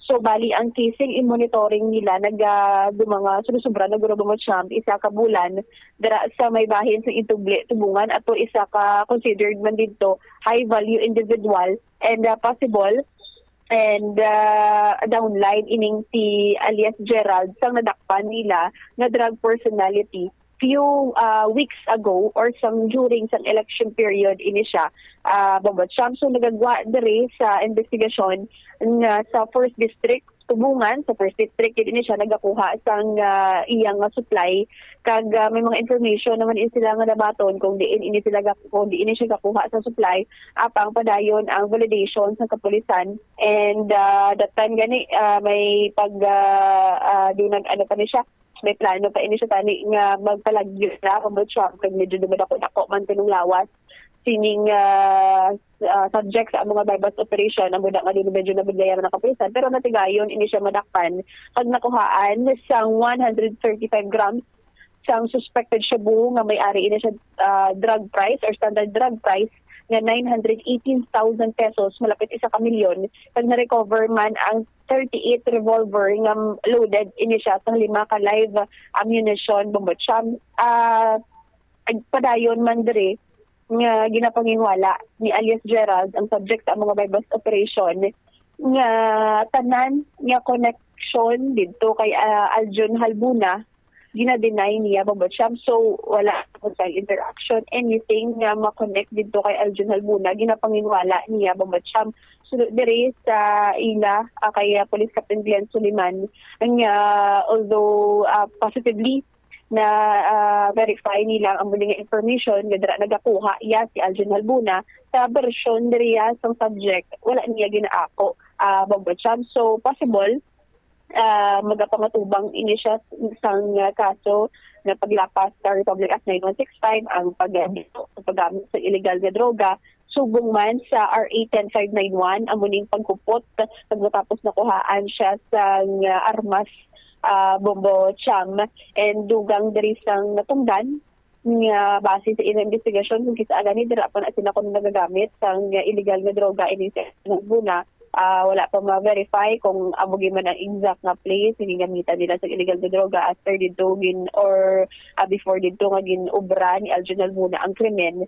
Pero sa ila yung information na verify nila nga dara nagakuha sa illegal na drugs. Karon din pamangkot diri naton Bombo Cham kung with or without balasang natabo nga krimen matigayon nila nga madakpan or makasta ining drug by bust operation. So sa iya medyo masubo lang kay it helped ang crime man nga natabo nga madakpan ini, pero may ara na ini sila sa monitoring babot siya plano naman nilang himuon nga subject sa bypass operation, pero wala balasang may nagapanindugan nga mag-transact, maging considered as informant nila apang sang after what happened may nanindugan bubot siya nga confidential informant nila nga nagatindog man as witness agud matigayon nga madakpan dito si alias Gerald Arias. Alias Gerald ari na iniya sa ilang drug watch list. Si Aljon Halbuna wala niya bubot siya, and amo nin ginakuhaan niya lang sang supply, and sa ilang part we ask man kung may delinquencies bala, failure, kaya kung what if natigayon, tubala nila bong siya nga dakpan si alias Gerald, wala ayhan na tabo itong krimen, possible bong siya, kag exactly kung posible wala matabo ang krimen kung nadakpan ini si alias Gerald, kaya amo ni kung amogin man ni or may pag-admit naman sa side rin ni Aljon Halbuna, ginagamit ini siya sa illegal nga droga, possible kung naman siya wala matabo ining krimen. So sa ila ginaobra man ang nila ang iya nga ilaman nga katungdanan, pero amo lang na kay ang proseso gid sa pagkandak sang bypass operation ginasunod nila, which is kinanglan or may batunon sila ng information. After that kay na get or na identify dito nila ang isa nga subject na nakpan nila during election period ining si alias Alex dira sa bahay tubungan, sige nahatag ini silang alias provide some background and all further background information, location, kag ginanglan gid nila sang bakod or solid nga informant bumbat siyam agud manindugan nga madakpan nila ang gini nga personalidad. Subong sa ila nga bahin kay ang ila diri ka sungdanan is bypass operation man lang, but sa subong niya sa Tubungan Municipal Police Station ining si alias Gerald kung ano man tong investigasyon ubrahon sa Tubungan Municipal Police Station, itugyan na nila bombat siya o nga makabal diri nga case close. Pero we'll see sa bahin naman niya sa Tubungan NPS kung ano naman diri ang next nila nga lihok para apang sa ila positively identified nga diri nagakuha si Aljon Halbuna sa illegal nga droga bombat siya. Pabatiban na naton ang nanging interview kay Police Captain Glenn Soliman, ang officer in charge sa Regional Police Drug Enforcement Unit 6. Actually, ma'am, may may revelation kita nga nabaton. Sekreto lang sa aton nga suspect. So, aside sa aton nga information man nga na-receive sa aton nga concerned citizen, dito nagkuha sa aton attention nga mag-conduct sa validation. That's why sang na-confirm na natin na nakasala natin ang ginagaw git natin na yung priority natin conduct operation sa ating target. After the verification and ang pag-ako dire ni Aljon Halbuna, sir, nga nagagamit siya sa illegal drugs dito, sir, gin monitor niyo ni Gilayon? Yes, yes ma'am, kay tikan tanawon mo kumbaga epekto dala na sa epekto sa paggamit ni Aljon sa illegal drugs ang insidente nga natabo o nagtitimba sa aton inosente nga dalagita. So nakakuha gid sa aton atensyon nga priority naton ang mga information nun. So aside from the admission of Aljon Halbuna, sir, sino pa gid ang ginagamit diri naton nga witnesses or informants, sir, so that mapatigayo naton and ma-confirm nga sila ni sir ang mga kaupdanan sang suspect, sir? Actually, medyo hindi na mamarigid sa kanina, kahit concerned citizen naman ang nagaboy sa aton sa information regarding lang sa illegal activities ang aton gindakop subong.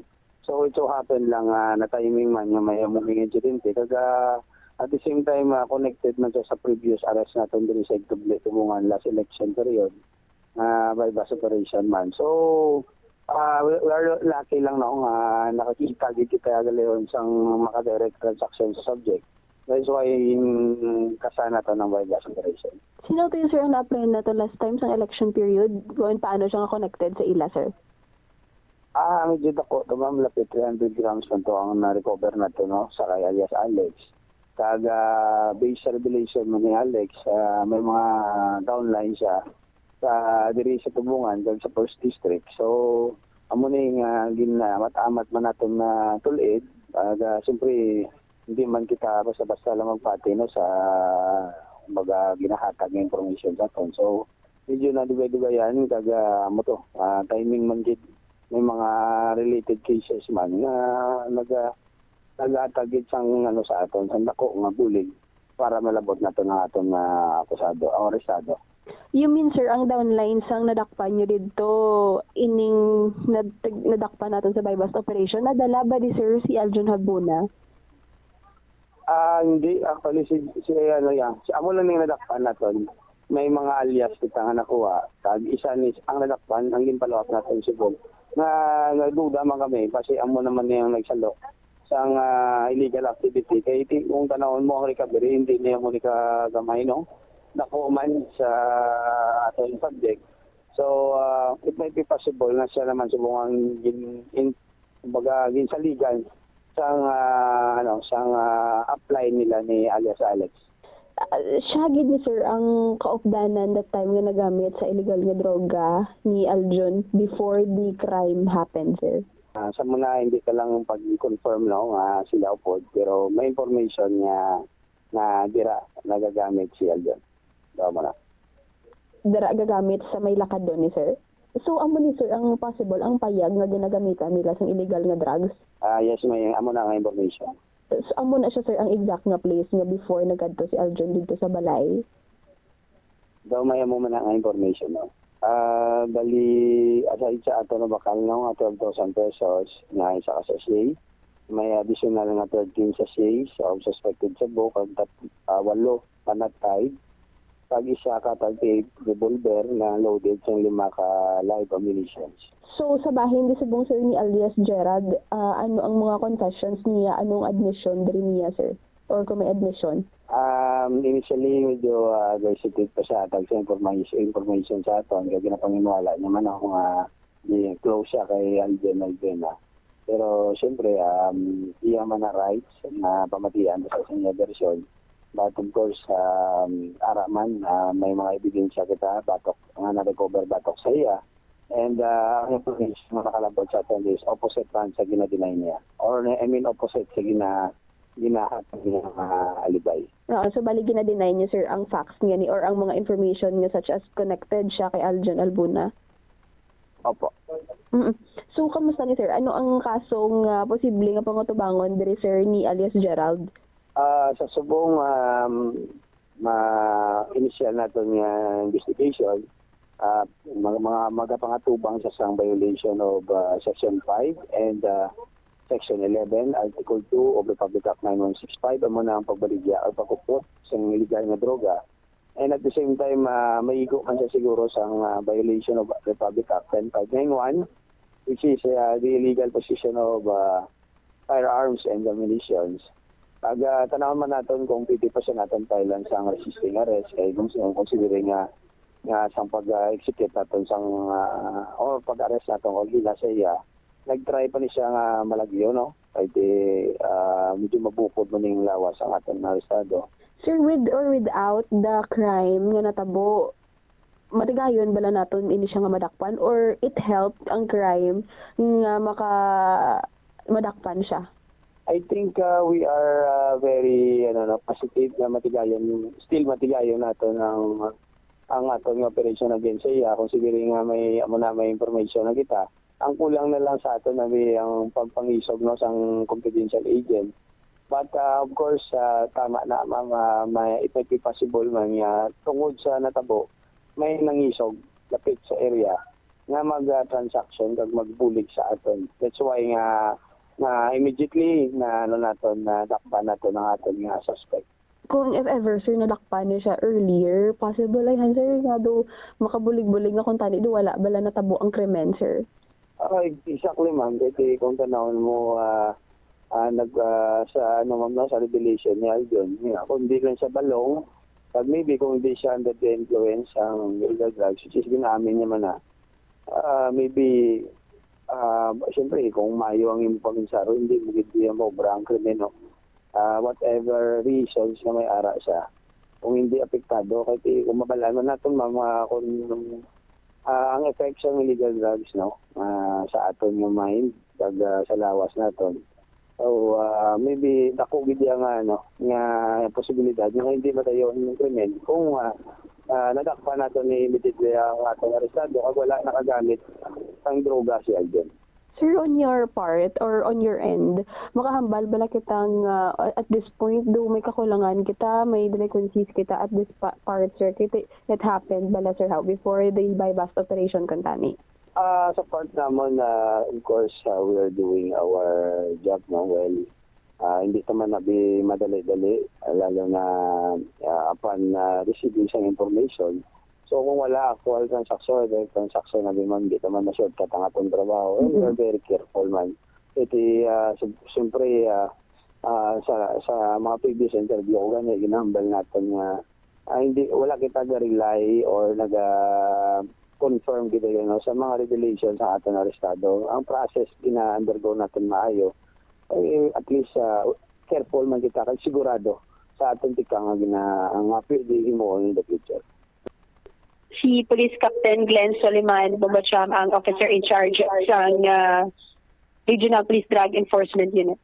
All right. So, congratulations sa RPDEO sa nagabugos sa Regional Police Drug Enforcement Unit sa pagpamuno ni Police Captain Glenn Soliman. Tinatiklo ginila ining subject kasi alias Gerald kay ginatudlo among source or ginakwaan sa illegal nga droga ni alias or ni Aljon Halbuna. Kag Sunday sa mga information nga na kuha man naton, hindi man tama kalayo ang balay gali ni Gerald kag posible ginalantaw gani Bombo Pauline nga pagkuha ito sang illegal nga droga or bakal siya to tapos draman siya nagsuyop dito siya nag-agi sa likod nga porsyon kag agyan niya gito ang kwarto or ang bintana ni alias Kinding malapit to sa Balonggay.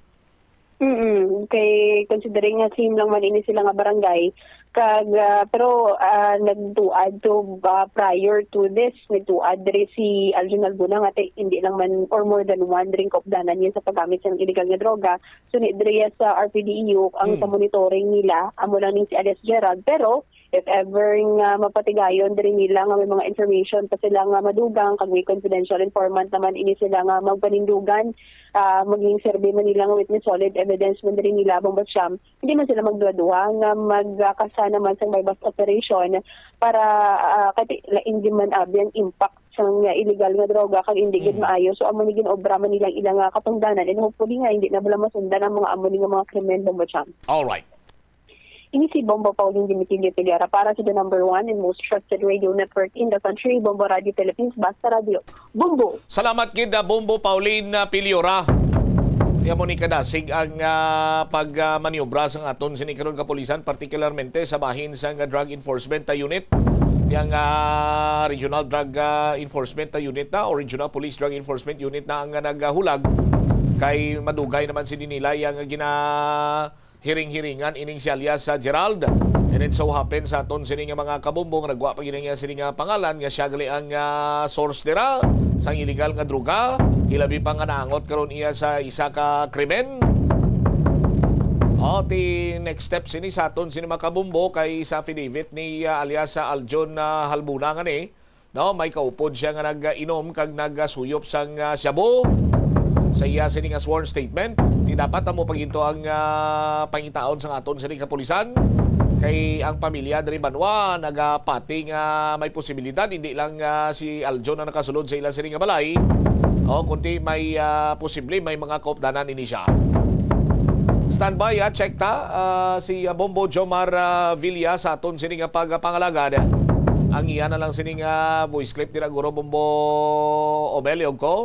Si punong barangay Tamisen nag-kumpirmar nga ining si Gerald ang yara ginman sa ila sining barangay Anti-Drug Abuse Council list.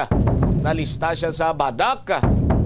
Nga isa man sa mga siya ang source nagapalaptas ang illegal nga droga or nag-engage sa illegal drug proliferation sa may barangay Ingay Tubungan Iloilo.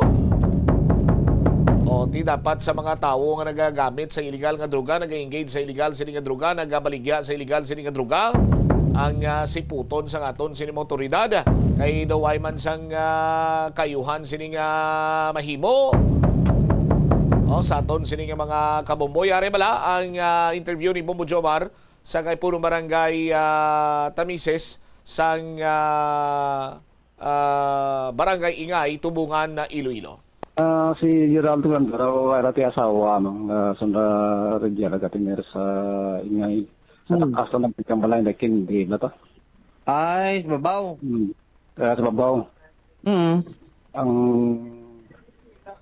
sunod sa nguna, ragakon nga diayra kang bagon nga pare ng barasra. Bukan itla day nauntat ang kwari yung teora tayo nag-engage na sa pangumahan lahat. Magabigya ka tatan ng mga kapayas. So, bali, barangay? Dito barangay. O, bali, ang ay mansang, may mga sinupod yan ni Katinir Dakap? Doon sa balay dara. Nanay, tatay niya? Nanay, tatay na may balay da sa basta na mas may crossing, dampin. Ay, si Katinir? Dijagi pa na Katinir. Dako kap, no? Kanya na tiniran, simentado, no? Simentado. Tanalang ka matamat? Ay, dumduman ako kang naliga. Pero may liga na abroad yung ba't na kang liga na nagatugro ka na kang finance nga pabra kang balay. Ugaring, sa kurito daw naduha, tabiga na, amiga na nagtuloy pangita ka na. Kagilan taod lang balay nga dapat ipundar ng dadaad. Yang siya mo rin tukod ng dadyan. So, sa talad, update kaya daw ura raman sanda. Okay. In terms sa peace and order, kamusta siya da? Ang hiningdanakpan? Kami, nag-jar, nakada drug list na korang. Kaya monitor mo naman, nakairid yan, sa monitoring mo, ang atan niya, PNP mo. So, ano ko na kay Sar, may tahor ka silad yan sa balay ng may manok ba tanara? Rason na kang iba na migo na sana may manok na kanutang migo na ginapasagod. Ito ginumbong kay Geralda. Ay, ang mga nagabisita nagambal nga ginapasagod na sa kunong Gerald Manok. Si Gerald kasagod makang manok na. May manok na ipasagod kay Gerald. Ay, sa mo nagkakarokadtos na da? Pero, bali, sa badak nyo ni Kap? Hindi, sa badak na. Kamar nga, na-monitor naman ito, hindi kita man nakapala. Ito kung ang tao, silid yung dada, ito silid sa line. Mga perito? Kung nagkawagin man si Aljon, Source Kap? Kahit kung kay Aljon, update kay Aljon. Laday kayang magligad na ito kang bala sa Belia, kung mandurya ko namang. Ura ko diya sa amor nga informasyon. Pero ang balay ni Dras laga gagamit girman Kap ga hit da. Hindi mo ko ka-consider kay silid balay man hindi man kay may kasagalikod dal man hindi man ka kung mag-tanod naman ako mag-rundar ka ling-ling may tao pa hindi man kami kakita da silid. Hindi na dyan. Lagi man sa dakpan Kap or preso? Why? Adom pala ni. So, nabatian ang interview ni Bombo Joe Marvilla sa kay punong barangay Tamises. Kagaging kumpirmar di gani nga ti under monitoring kagyara siya sa badak watchlist. Sa aton sini nga mga kabumbo. Ti mayo maning na-operate sang aton sini ka pulisana. Kon may mga luyag man niya kuno nga mag-protesta or mag-reklamo, ti klaro man ang ambal ni Pulisya Captain Glenn Suliman nga ti pwede man na nila maproseso sa korte. Dito na lang kami tinubagay. Pero sa karon ang mga recoveries diri nga nakuha sa nasambitan sining persona sa aton sining mga kabombo ti mayara sang one piece heat seal transparent plastic sachet nga nagasulod sa suspected shabu, white crystalline substance. May 13 pagid ka mga 13 kabilog sini nga mga heat seal transparent plastic sachets containing white crystalline substance nga ginapatihan na shabu. 8 ka bilog nga nahigtan nga transparent plastic bags containing white crystalline substance believed to be shabu. 12,000 pesos gabay basta money.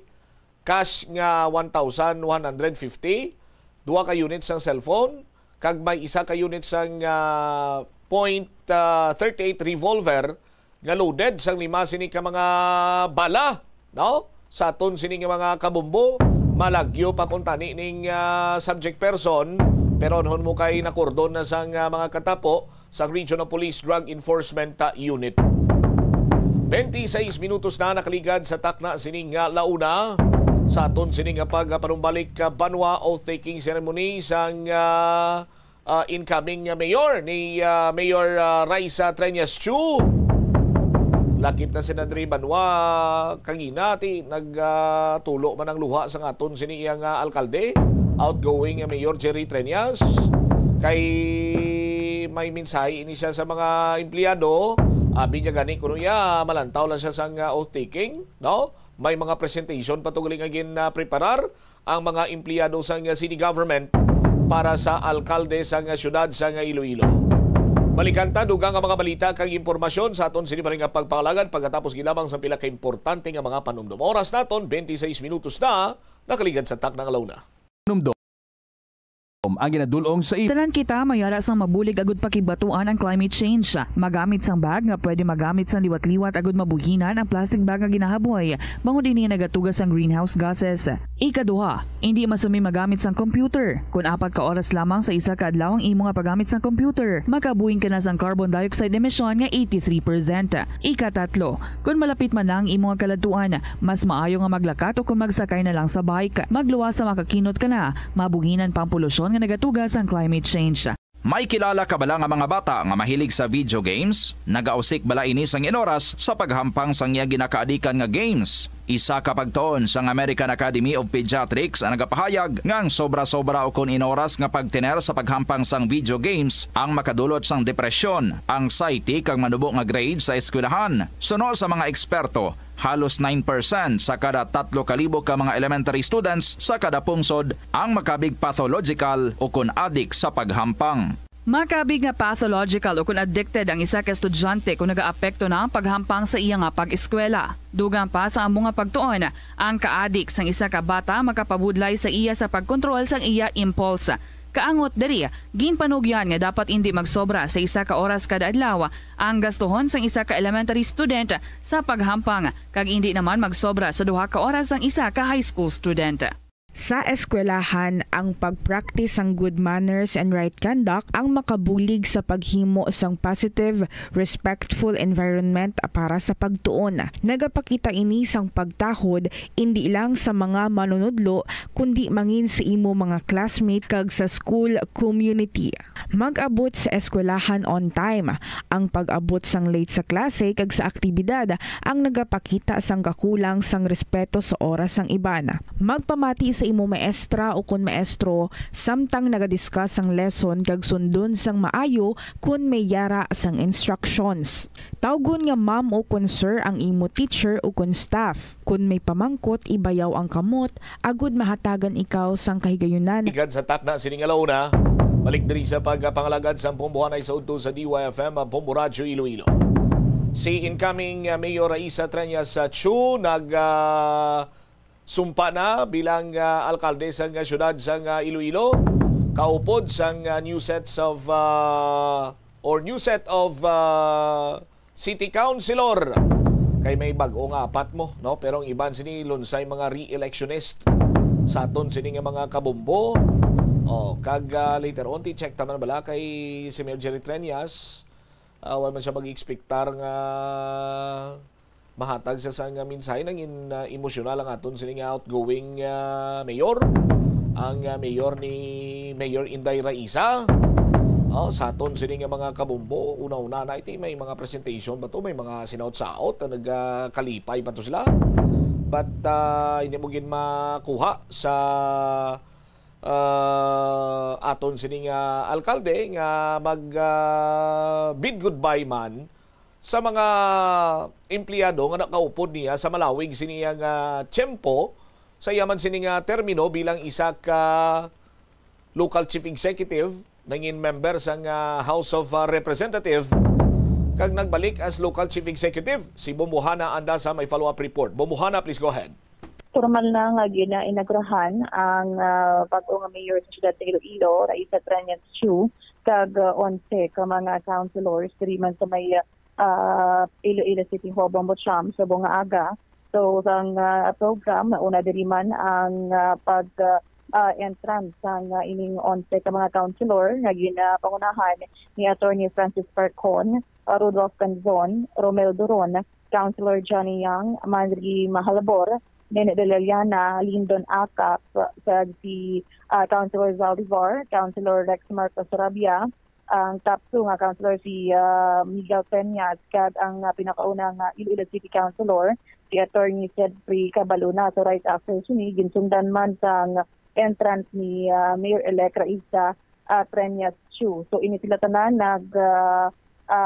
patigayon sa oath-taking nga gin-administer man ni Judge Rose Eves Gautier sang Regional Trial Court Branch 25 Iloilo City sa City Hall Penthouse mismo Bombocham. So subong man ang right after sina naghatag man sang pila ka mga mensahe o naman diri si Mayor Raisa Treñas Chiu na kon sa diin in-attendan man sa pila ka mga bisita nga mga punong barangay sa siyudad ng Iloilo, mga Blue Angels kag mga supportad o kon mga supporters sang uswag team dito mismo nga naghatag man sa ilang presensya agud magtambong sang oath-taking sa ining mga konsehal kag ni Mayor-elect Raisa Treñas Chiu. So ini man ang sa iyang mensahe ang ni Mayor Raisa Treñas Chiu ang diri nga gin-highlight ang through ups and downs nga kung sa diin gid suportahan ang pagpalangga pag-unong nga wala gid sang katupong sang mga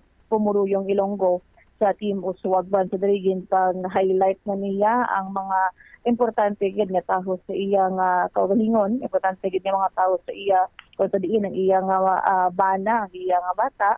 Kaga mismo man si Mayor Jerry Treñas sa kung sa din emotional gid ni Bombocham samtang nagahatag man sang mensahe diri kay isa iyang amay Mayor Jerry Treñas. So diri man gin padayaw gid ni Mayor Raisa Treñas Chiu kung sa diin nakakuha sinisang highest vote nga ginhatag sa isa ka alkalde sa Iloilo City nga kung sa diin naglabot sa 170,162 votes and pinakauna na elected woman mayor sang Iloilo City. So ini man ang iya ginapahayag diri not only sa numbers kag sa historically nga pinakaunang babae nga mayor kag pinakadamo nga boto kumbaga may kaupod gid ini nga responsibilidad. So, diri nakit-an gid niya ang kapisan, dedikasyon kag hingpit mga intensyon sa pagserbisyo sa mga private sector partners kag alagad din mismo sang banwa. Kaupod na diri ang mga barangay officials nga dito gid kagina sa may oath-taking ni Mayor Treñas Chiu. So ini man gin dala niya man nga pagpadumdum kay sa iyang amay nga kung sabihin sang congressman ko na ini bago lang katapos ang oath-taking sa Freedom Grandstand ni Mayor Jerry Treñas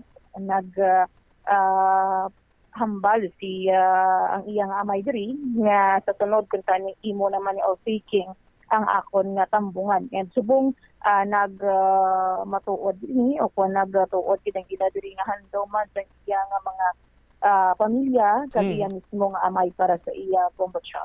Ibabati naton ang mensahe man ni Mayor Raisa Treñas Chiu. Pero antes ako magtalos bilang Iloy sang syudad. Pasalamatan ko anay ang naging amay sang kauswagan sang syudad sang Iloilo. Someone who unselfishly served, cared, and loved Iloilo City for 40 years. Someone who helped into bringing Iloilo to the next level and brought us where we are today. Mayor Jerry Treñas.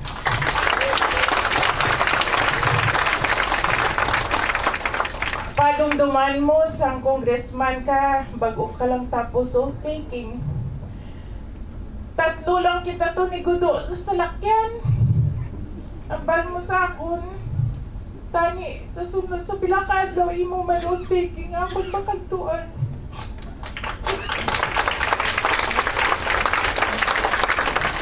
Wala pa kong plano. magsulod sa politika, pero gaupod ako sa akon amayalin sa una sa iya pangimanwa. Paari na kita diri subong, kag sobra gid akon kalipay nga updanay kita. Patayunon ko ang aton nga mga handom kag plano para sa aton nga syudad.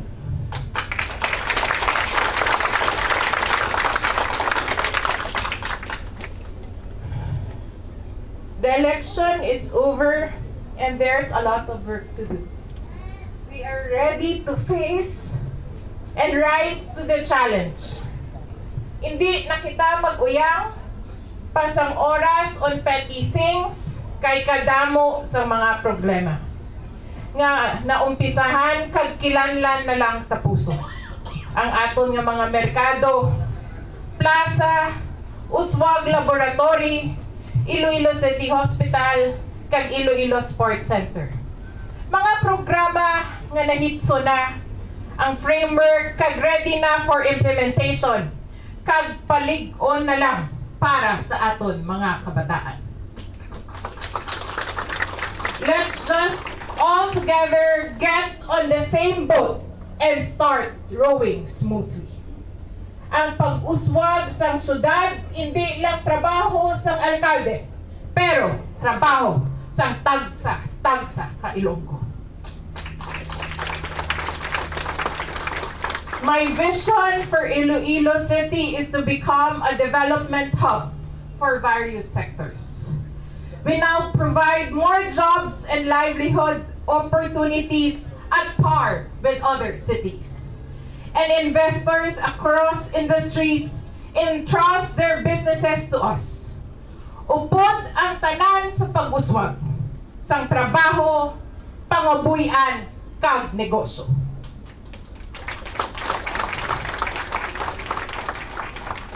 But we should not stop there. Padayon kita magadihon sa mga programa nga maka-level up sa pamilyang Ilonggo, kag sang bug-os nga syudad sang Iloilo. To reach that vision, we will rise to action in terms of health, education, and social services. In fact, may naumpisahan na kita ng mga core programs pareha sang Trabaho Livelihood Program, Rise a Farm, Merkado Lokal, Uswag Negosyo Academy, kag Grace Mental Health Program. In these past days, have been a humbling and truly enriching experience to me. To hear from our various department heads. And I'm thankful for this smooth transition and excited na ako to hit the ground running. Just like in the... Upod ang aton nga mga alagad sang banwa, sang Iloilo City Government, kag kada Ilonggo nga mabatyagan ang pagbuli. Just like in the past, expect a leadership that listens, reflects, and innovates. With laser focus, we will roll up our sleeves, get to work, and move with every Ilonggo toward our vision. With your help, we will see every... Salamat yan, dari bang batsyam, ang pahayag naman ni Mayor Raisa Tranyas Show. Alright, nangin emosyonal man si Inday Raisa, si Mayor Inday. No? Tapos amuning pagatutukan niya, trabaho, investment, education, social services. Kag hindi na mag-usik sa simpo. Trabaho na yun para sa kauswagan sa tagsa kuno ka pumuluyo sang syudad sang Iloilo. Ti mga mo sini nga mga tinaga makabing naton iya nga makatalandog balatsagon ni para sa isa ka Ilonggo, no? Kagati naibaloan ta naman sa aura ni Inday Raisa, ni Mayor Inday, she means business, Bumbo Hana, no? Tinutuyo sini nga mapadayon ang mga naumpisahan ng mga programa and eventuality makadugang pagid siya sa mga kaugalingon niya siniya nga mga initiative man dira kuno pagid ang makapayo para iya sa mga pumuloy sa syudad sa Iloilo, Bombo Han? Tama ina Bombot Sham, not only sa explore ba diri kung ano pang idugang diri nga makapamaayo sa pamuluyong Ilonggo, dala man diri ang good governance kag pag-explore sang mga bag-o naman nga ideya kag pagpangayo gid sang pagpangamuyo nga hindi gid pagkalipatan ng iya amay si Mayor Jerry Treñas kay right after sini patigayon man sa gamay nga programa sa maidagan sa City Hall ang mga employees ng City Hall para kay Mayor Treñas kag may sinaot sa gagmay may ara man sang mga information number kay naghatag sang ining bulak kay Mayor Jerry Treñas ang ining mga Blue Angels nga wala gid naghalin sa kilid sa likod mismo ni Mayor Jerry Treñas agud na magsuporta sa ila Bombot Sham. Kay ti ang nagpundar gini sang Blue Angels si Ma'am Rosalie Treñas kag si Mayor Jerry Treñas. So sila gini ang nagdihon sa sining grupo nga ti amo man ang makabig naton nangin instrumento man sa pag duso sang mga programa sang city government kag mga programa pagid sang pag-uswag sa bahin sang syudad sang Iloilo. Nagsaot kuno si Mayor Jerry Treñas gina. Yes, tama ina Bombot Sham kaupod gid ni adri si Mayor-elect Raisa Treñas Chu kag mga department heads kay ti unahan diri sang ABC information number kag mismo nga mga empleyado sa ilalom kay ti pag-abot pa lang kagina emotional lang raan si Mayor Jerry Treñas knowing inadlaw na lang madira sa may Iloilo City Hall. Palan tao tabi Bumbo Melbe ang mga galawan na bini incoming Mayor Inday Raisa kag ni outgoing Mayor Jerry Treñas sa ila sining gamay sini iyang presentation man didto sa bahin karon sang Iloilo City Hall grounds lang nimo. Sa aton sini nga mga kabombo i-check naton bla pakita ta Bumbo Melbe. Standby day lang maging pasad las Bumbuana. Ang mensahe karon ni Mayor i-prepara tala na standby kay gindahoan gid si Mayor Jerry Treñas ang inugpahid sa iya sining mata kay nagtulo gid iya sining luha. Are-are pakita tabi ang sinaot kagina dira sa may City Hall grounds Bumbomel. Okay. Lagid standby sa aton sini nga mga kabombo. Ari na. Hindi ko itong isa. Ara. With audio Bumbomel para nga mapatian kag kung ano mabalaan tang sunatang ginasauta ni Mayor Jerry Treñas kag ni Mayor Inday.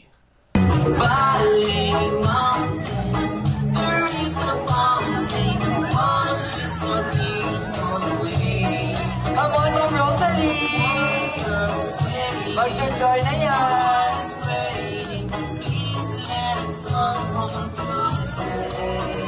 Pati si Ma'am Rosalie nag-saot ka ni Bumbomel.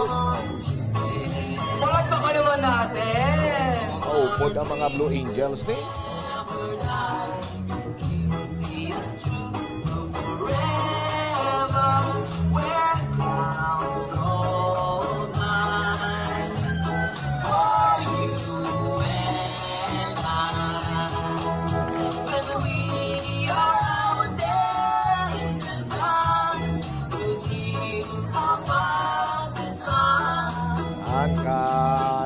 Ang kalipay do hindi mabayluhan ini Bumbuhana, Bumbo Omel kiti daw sa ano balang sa pagpangalagad sang amay nahamutan siya sang pumuluyo sang ginduso yang iya sini nga anak nahamutan man sang pumuluyo amo na ni karon ang magapamuno diri bilang alkalde sa syudad sang Iloilo. Pero Bumbuhana ri balaw pamatian tab lang iya sini nga mensahe nga kung sa diin ti kung Inday Raisa sa iya sining oath-taking speech naghibi siya. Si Mayor emosyonal man kagayna dito sa may City Hall ground sa likod.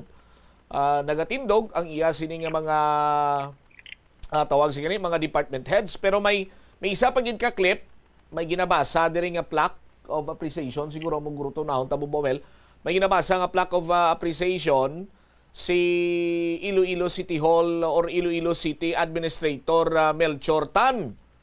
No, sa aton sini nga mga kabumbo, so muning gi-present nila kay Mayor kag pagbato ni Mayor at didto na way ginapungga ni Mayor, nagtulo gid niya sin nga luha. Check tanay unahon ta ining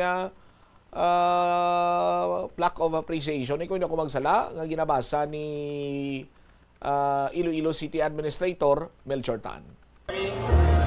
Iloilo City under your administration has truly grown, advancing in infrastructure, healthcare, social services, economic growth, environmental sustainability, and education. Every Ilonggo has felt the impact of these developments, as you have ensured that no one is left behind in your pursuit of a livelihood, sustainable, and resilient city. You brought us together to feel the beat of Kauswagan and to follow your direction for a city on the next level. We take pride in being Ilonggos because of many achievements under your leadership. As a result, other government, local governments, national government agencies look up to Iloilo City as on the rise, a place where development thrives. We are deeply grateful for your leadership. Working alongside, you have strengthened our commitment, motivation, and diligence in serving the city and its people. With you at the helm, Iloilo City Hall has expanded and refined its services, ensuring excellence in governance. These are your lasting legacies. Not just for us in the city government, but for all and every Ilonggos who proudly call Iloilo a city. Thank you, Mayor. There you have it, ang pagbasa ni Iloilo City Administrator Melchor Tan sang plaque of appreciation ginatag sa kay Mayor. Now matian ta naman, bumbuhan na ang speech ni Mayor Jerry Treñas. Ito ay kaya sa technique at ang aulang COVID ay pagkibalagpan. Kahatang ko sa inyo. Kailangan ako ipibit. Salamat din. Tinsaron ninyo gawain tanin ng obra ang syudad puno ay sa inyo tanan na makagawa.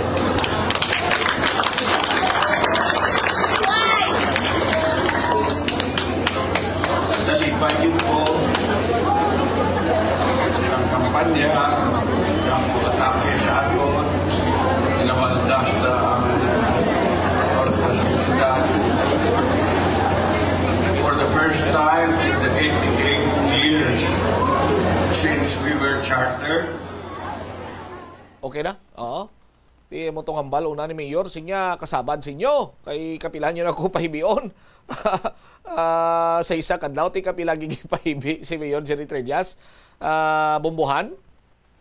Amo gani Bombo Cham kay kagina sa entrada pala kon entrance pa lang nila kagina dito sa Maya Penthouse madamo na sang mga nagpupo diri kag naghatag pa sa mensahe personal mismo sang mga punong barangay abi kag mga staff mismo sa Iloilo City Hall kay Mayor Jerry Treñas.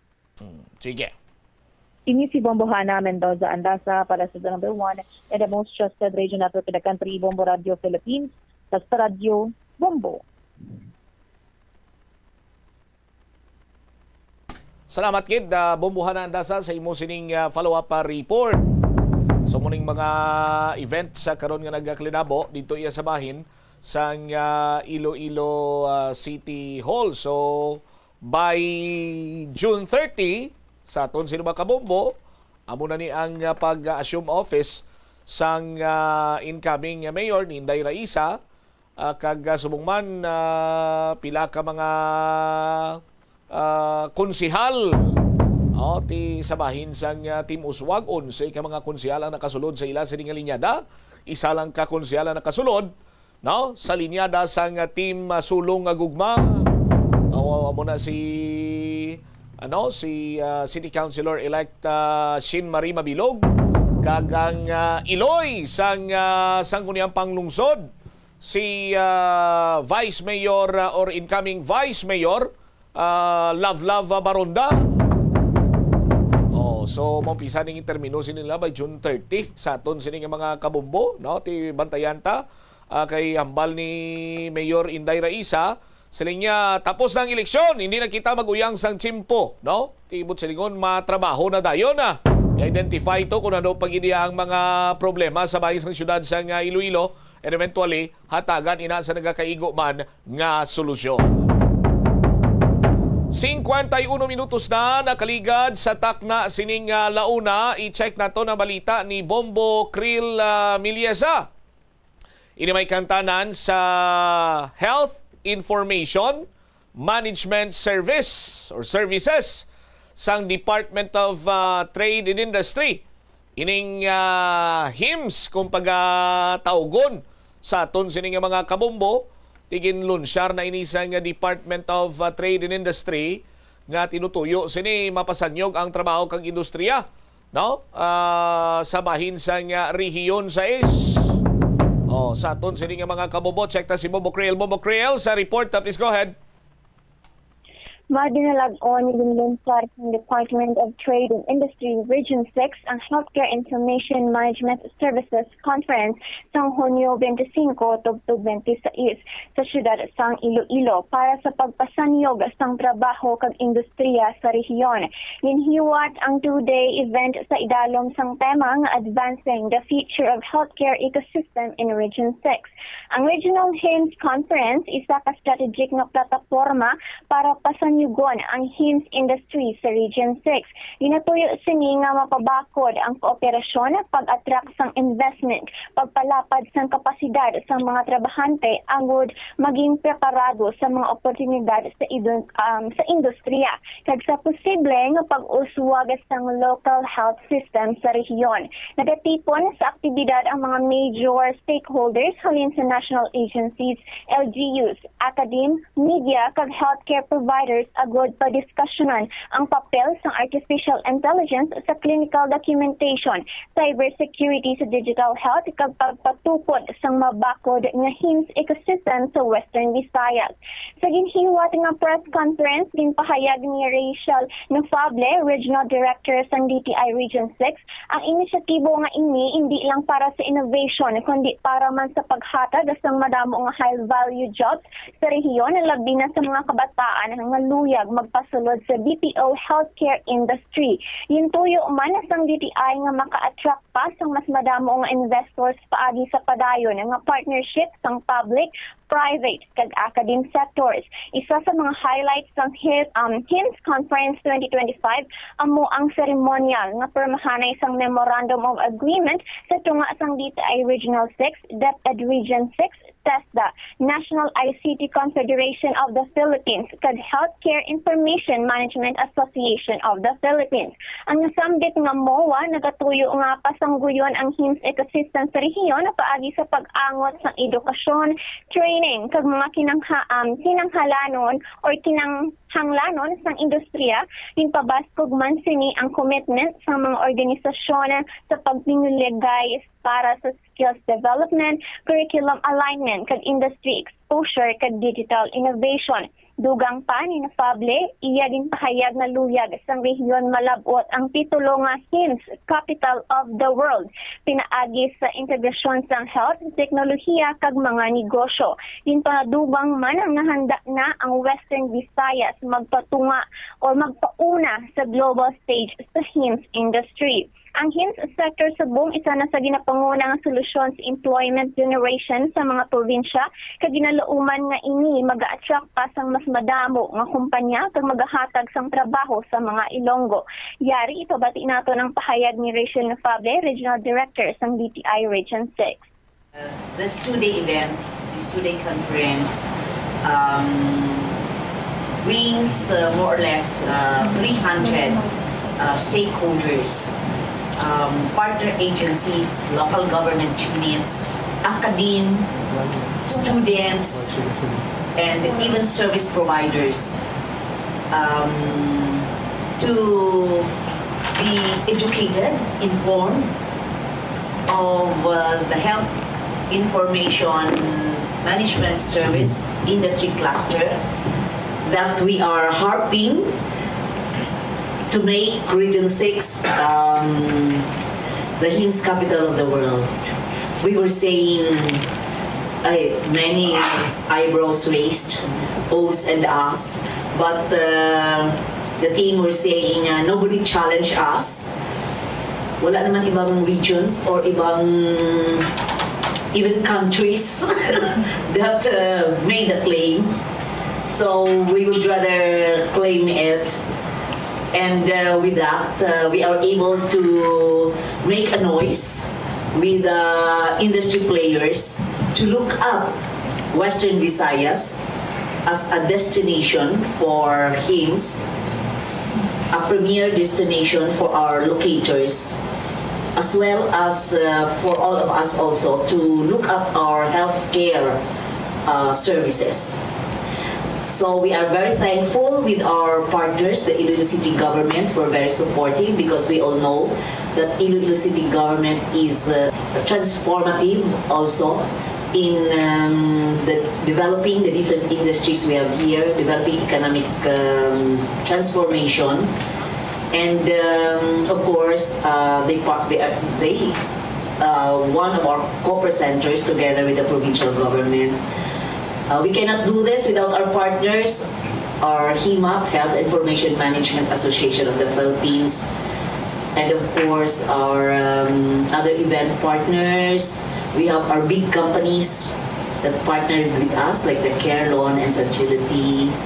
We have PLDT and all other private sectors that helped us in convening this two-day event. HIMAP, JL Doctor, and the whole team of the industry, and all our partners.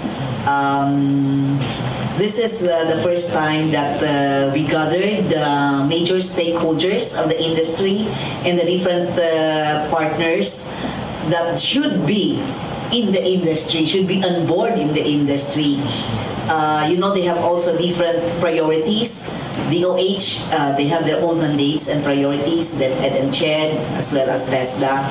But this event, we were able to gather them here together. So we are expecting that they will help us advocate for the growth of this industry, as well as our local government units. It's really HIMAP that educates us of what truly is the industry, because we need to have a deep understanding of the industry in order to be able to advocate its growth and to convince our graduates and even the parents to have their children and the graduates of the schools work in the industry. 24/7 is not really a bad job, because even at home, the children would stay late at night in their gadgets, right? So parang yung balik-lak ng generation now is more or less adjusted already to this. But of course, the industry has also the daytime jobs, no? Nabatian nato ng pahayag ni Rachel Nafable, Regional Director sa DTI Region 6, Bombachang. All right. Ini si Krel Panisales Naliesa para sa the #1 and the most trusted radio network in the country, Bombo Radio Philippines, Basta Radio, Bombo. Salamat kid na Bombo Krel Miliesa sa imo siniyang report. Ang iban nga mga balita kang impormasyon itugyan naton sa iban sa Limanusan Public Affairs Program sang Bombo Radio Iloilo. Standby na sa kapon namang program, kaupod naman sa Kitita Richie. Isbombo Chama Blanco vergabilin sa imo sa manenay nga hapon. May God bless us all. Para sa the #1 and most trusted radio network in the country, ang Bombo Radio Philippines, Basta Radio! Bombo! Agud makalikaw sa food poisoning o kung paglain sang tiyan, sundo ng ining mga pahanumdom sa pagpreparar sa mga pagkaon kag ilimnon. Manghugas ang kamot kag ipabili ng katinlo antes kag pagkatapos ang paghimos. Kung nagamasakit, likawan ang pagpreparar sang pagkaon para sa iban. Siguraduhon nga naluto sang husto ang pagkaon. Kung mahimo, kauno ng pagkaon samtang mainit pa. Siguraduhon ang katinlo sang pagkaon agod ang serebra. Wala di Iloilo. Billboard of Activities for June 22 to 28, 2025. Ang ini nga weekend amo ang ulihing Sabado sang bulan sang Hunyo.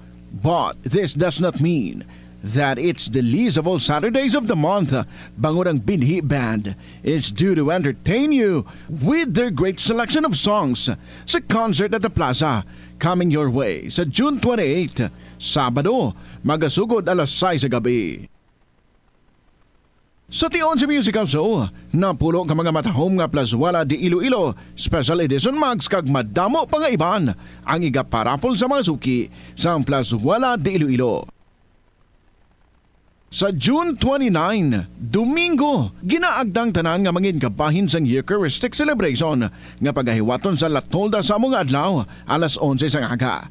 Sa tion sang Holy Mass, magpangamuyo kita sa Ginoo nga ipadala niya ang Holy Spirit agud nga mag-guide sa aton mga lideres so that peace and prosperity would reign in our country. Plus wala di Iloilo, we remain to be one with you in a common hope for a better community and a progressive country in 2025. Mas nanamian bala ikaw magtuon sa balay ipaanggid sa eskwelahan nga madamo ang tawo? Isa ka panugyan para epektibo ang pagtuon sa balay, amo ang pagpangita sa designated area agud nga matiniran kung ikaw nagasulat, nagabasa o kung nag-review. Pwede man nga lamesa sa kusina o kung sa desk sa guwa sang inyong nga balay, pero hindi gid maghigda sa imo nga katre samtang nagatuon. Ini bagod nagakatemtar gid ikaw nga magpiyong-piyong tubtub nga dalayon na ikaw nga matulugan. Siguraduha man nga malimpyo kag organisado ang lugar nga imo ginatun-an. Ini nga pahanumdom ang ginadulong sa imo sang the #1 and most trusted radio network in the country, Bombo Radio Philippines. Basta Radio Bombo! Kung ikaw isa ka chess lover, yaring pila ka brain benefit sa paghampang sini. Kag kung wala ka nagahampang sini, umpisahin na. Sunod sa pagtuon ng paghampang sang chess makabulig likaw sa Alzheimer's disease. Bangod ang utok nagatrabaho kaangay sang muscle, nagakinahanglan ini sang exercise agud mangin healthy kag malikawan ang injury. Magluwas diri ang paghampang sang chess ang nagapa-improve man sang concentration, memory, creativity, kag problem solving skills kag napamatud-an man nga nagapaalam. Naga-subscribe bala ikaw sa mga serbisyo nga wala mo man ginagamit? Halimbawa, ang balayran mo na wala para nga makalantaw ikaw sang movies, pero sa tuod lang, wala naman ikaw tiyempo nga maglantaw sini.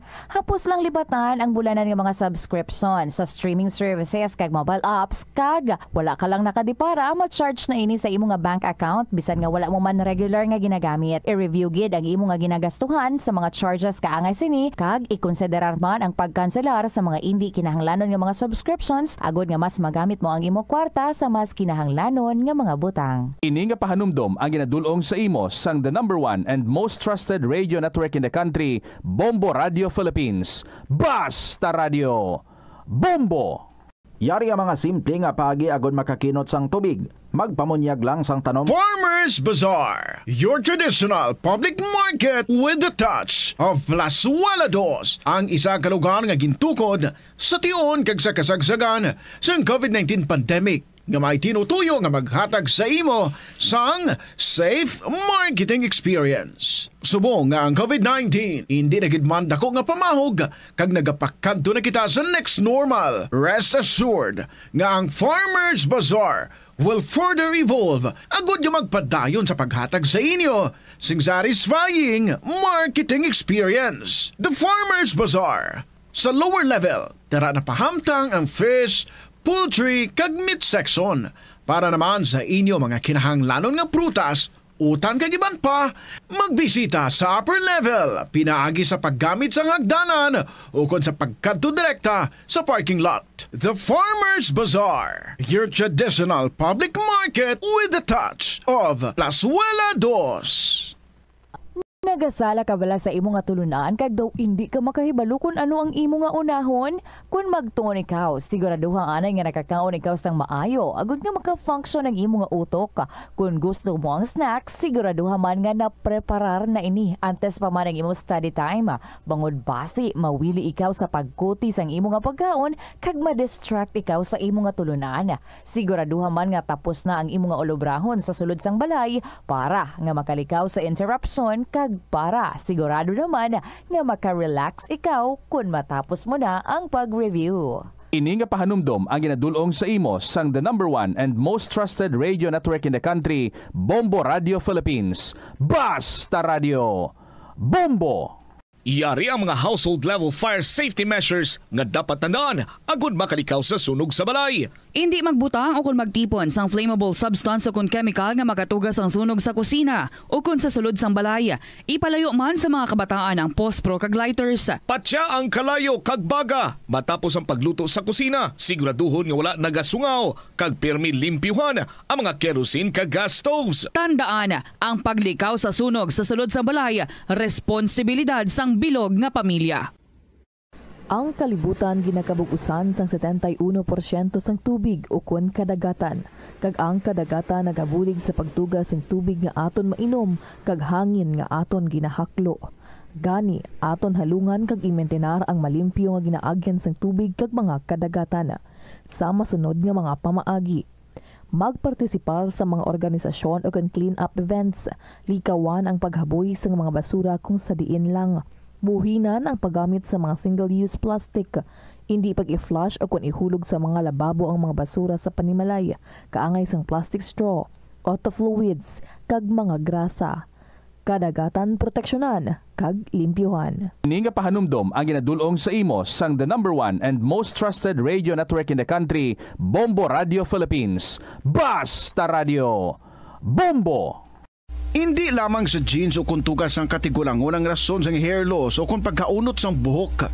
Natukiban sang health expert sa South Korea nga ang hair loss ang tuga sang environmental factors. Sa bugos nga kalibutan, nagalabot sa 4.2 million ang nagakapatay bangod sa outdoor air pollution suno sa World Health Organization. Mas sobra 90% sang populasyon sa kalibutan ang nagaistar sa populated areas sa diin ang heart attacks, aggravated asthma, irregular heartbeat kag poorer lung function ang pila lamang sa epekto sang air pollution. Ang kasubo kag depresyon ang hindi pareho nga balatyagon. Ang depresyon ang hindi gulpiyada lang nga nagakatabo sa isa ka tawo. Masami man nga ginakabig sa mga tawo nga depressed ini bangod sa kasubo nga nagakabatyagan. Ang kasubo temporaryo lang nga nagakabatyagan sang tawo kag masami nagadugay sang pila lang ka adlaw. Samtang, makabig naman nga nag-experience ikaw sang depresyon kung masobre na sa 3 ka bulan nga nagabatyag ikaw sang kasubo. Importante nga mahibaluan ang mga naga-trigger sa nga mga balatyagon, agud nga mahibaluan kung paano ini nga bulngon. Sa pagbugtaw mo sa aga, cold baladayon nga tubig ang imo ginainom? Ay, dali lang, wait a minute. Para sa ininit. Suno kay Dr. Deborah Weatherspoon, isa ka advanced practice nurse, mas maayo nga mag-inom sang alabaab nga tubig sa aga. Paathag ni Weatherspoon, iniya nagabulig sa lawas nga magpagwa sang toxins kag naga-improve sang imo blood circulation. Sa mga babayi, ang pag-inom sang alabaab nga tubig ay nagabulig man kung ikaw nagasuprer sang period cramps. Hindi ako Kada 39 segundo, may isa ka tawo nga nagakabiktima bangod sa paggamit sang computer. 8 ka milyon sa kada tuig ang ginaatake sang hacker. Likawan ang mangin isa sa biktima, mangin mahinalungon sa mga ginapanghatag nga impormasyon, protektahan ang kaugalingon, paggamit sang internet pasang karon. Ini nga pahanumdom ang ginadulong sa imo sang the #1 and most trusted radio network in the country, Bombo Radio Philippines. Basta Radio Bombo! Ano bala ang dapat tandaan sa tion nga magbiyahe agod mangin hassle-free ang bakasyon? Yari ang pila ka mga tips. Una, i-check ang health kag travel alert sa napili nga mga lugar. Ikadua, magpili isang safe nga accommodation, mag-research ka magbasa sa mga reviews sa napili nga lugar antes mag-book. Ikatatlo, siguraduhon nga may nagagana nga mobile phone ang tanan nga mga upod agud mangin mahapos ang komunikasyon sa tiod nga madula o kung kinahanglan nga magbulagay sa dalan. Be prepared in case of emergencies. Siguraduhon nga may backup nga emergency plan nga may medical reimbursement sa tiod nga may maospital bangod sa aksidente. Ini nga pahanumdom ang ginadulong sa imo sang the #1 and most trusted radio network in the country, Bombo Radio Philippines. Basta Radio Bombo! Panugyan na rin sa eksperto kung kwarta ang paghambalan. Apesar limitado ang imo abilidad nga mag-invest, ang gamay nga contribution sa investment accounts ang makabulig sa imo nga maggamit ang earned money nga maka-generate sang dugang nga income. Ikonsiderar ang pagbukas ng retirement account o kung iban nga investment account. Ini nga pahanumdom ang ginadulong sa imo sang the #1 and most trusted radio network in the country, Bombo Radio Philippines. Basta Radio Bombo! Yari ang mga simpleng nga paagi agud makakinot sang tubig. Tinguba ang mga lalabahan kag tinguba man ang pagpanglaba. Ang pagpanglaba sang isa ka bes sa isa ka semana ang nagakinot sang naglabot sa 50 litro sang tubig. Kung nagagamit sang washing machine, iset ini sa mas manubo nga wash cycle. Makakinot ka na sa tubig, makakinot ka pa sa enerhiya. Nga ginadubilian ang illegal nga droga. Makamamatay. Ang nagagamit sang shabu posible mapatay tungod sa cardiac arrest o kung hindi gani tungod sa drug overdose. Makaguba sang lawas. Ito ang Bombo Radio Philippines. Fully digitalized. Numero 1 sa balita, komentaryo, drama at serbisyo publiko. Bombo Radio Philippines. Bombo Radio Philippines. Ang inyong #1 at most trusted radio network in the country. Basta Radio Bombo! 12 minutos makaligad ang takna nga alas 2. Good afternoon, gid sa inyo tanan. Hello mga kabombo, ini si Tita Regine. Welcome. Sa kahapon lamang program, it's the 27th of June 2025. Nagahingapos ang mga inadlaw. Para sa bulan sang Hunyo, I hope nagahingapos naman dira ang inyong maging pangsulat ng mga kasaysayan para gidiri sa kahapon lamang program. Sige na, i-email na para nga mabasahan na naton diri sa kahanginan ang inyong mga istorya. So paki-email na lang sa bombo_iloilo@bomboradio.info or kung insulat ninyo, itakop na ang sobre kag ipadala. Sa kahapon lamang program, DYFM, Bombo Radio Iloilo, Sky City Tower, Mapa Street, Iloilo City.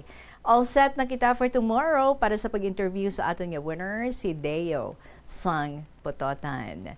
Sa mga nagpadala naman sa ilang makasaysayan for today, ready gid ka mo dira because isa sa inyo ang ato naman nga mapilian bilang aton nga winner for this week. So hello and welcome sa tanan-tanan gid dira nga nagaupod sa aton sa sini nga mga tinion. Ari na aton nga beautiful song para sa inyo from Keisha Velez. Okay na tayo. Good afternoon. This is Tita Regine. Welcome sa KLP. Pinapayuhan ang sarili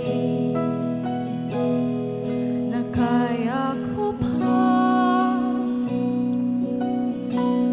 lahat pwede pa magagandang alaala gustong balikan patuloy umaasa baka sakaling kayanin pa ngunit tadhana na ang nagsasabing tayo'y may katapusan di dapat ipagpilit ang puso nating ayaw na tama na alam kong sawa ka na.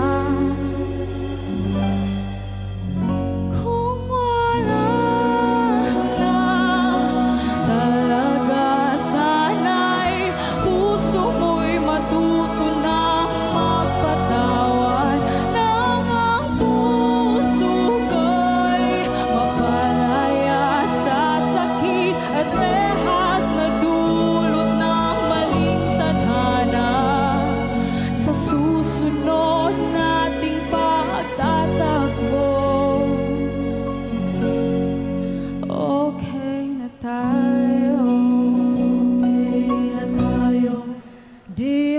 magsisisi, bukas pala tatanggapin, tayo'y magsilbing aral,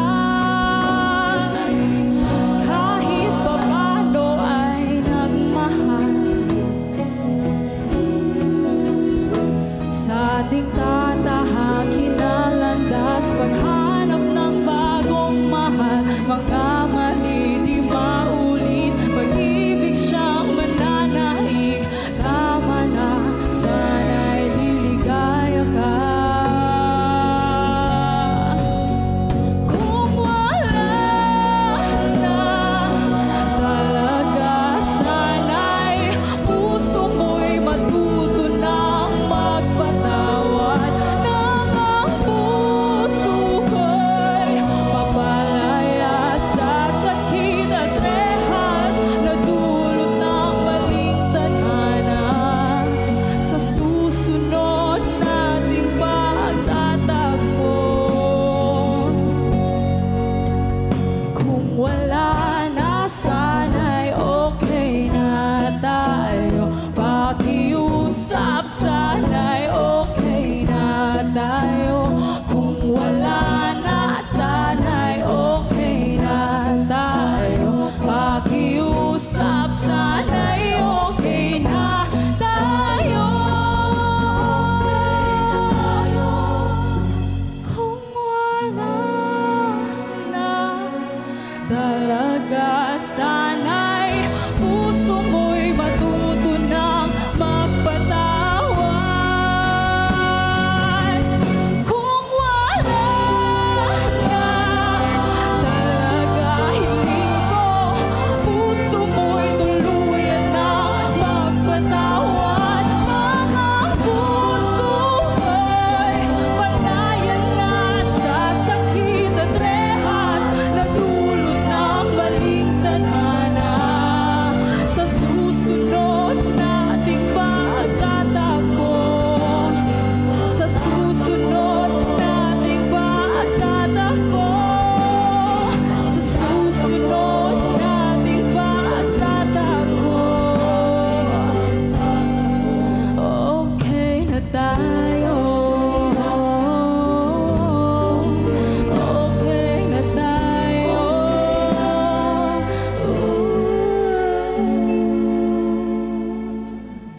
Sa susunod nating pagtatagpo, okay na tayo.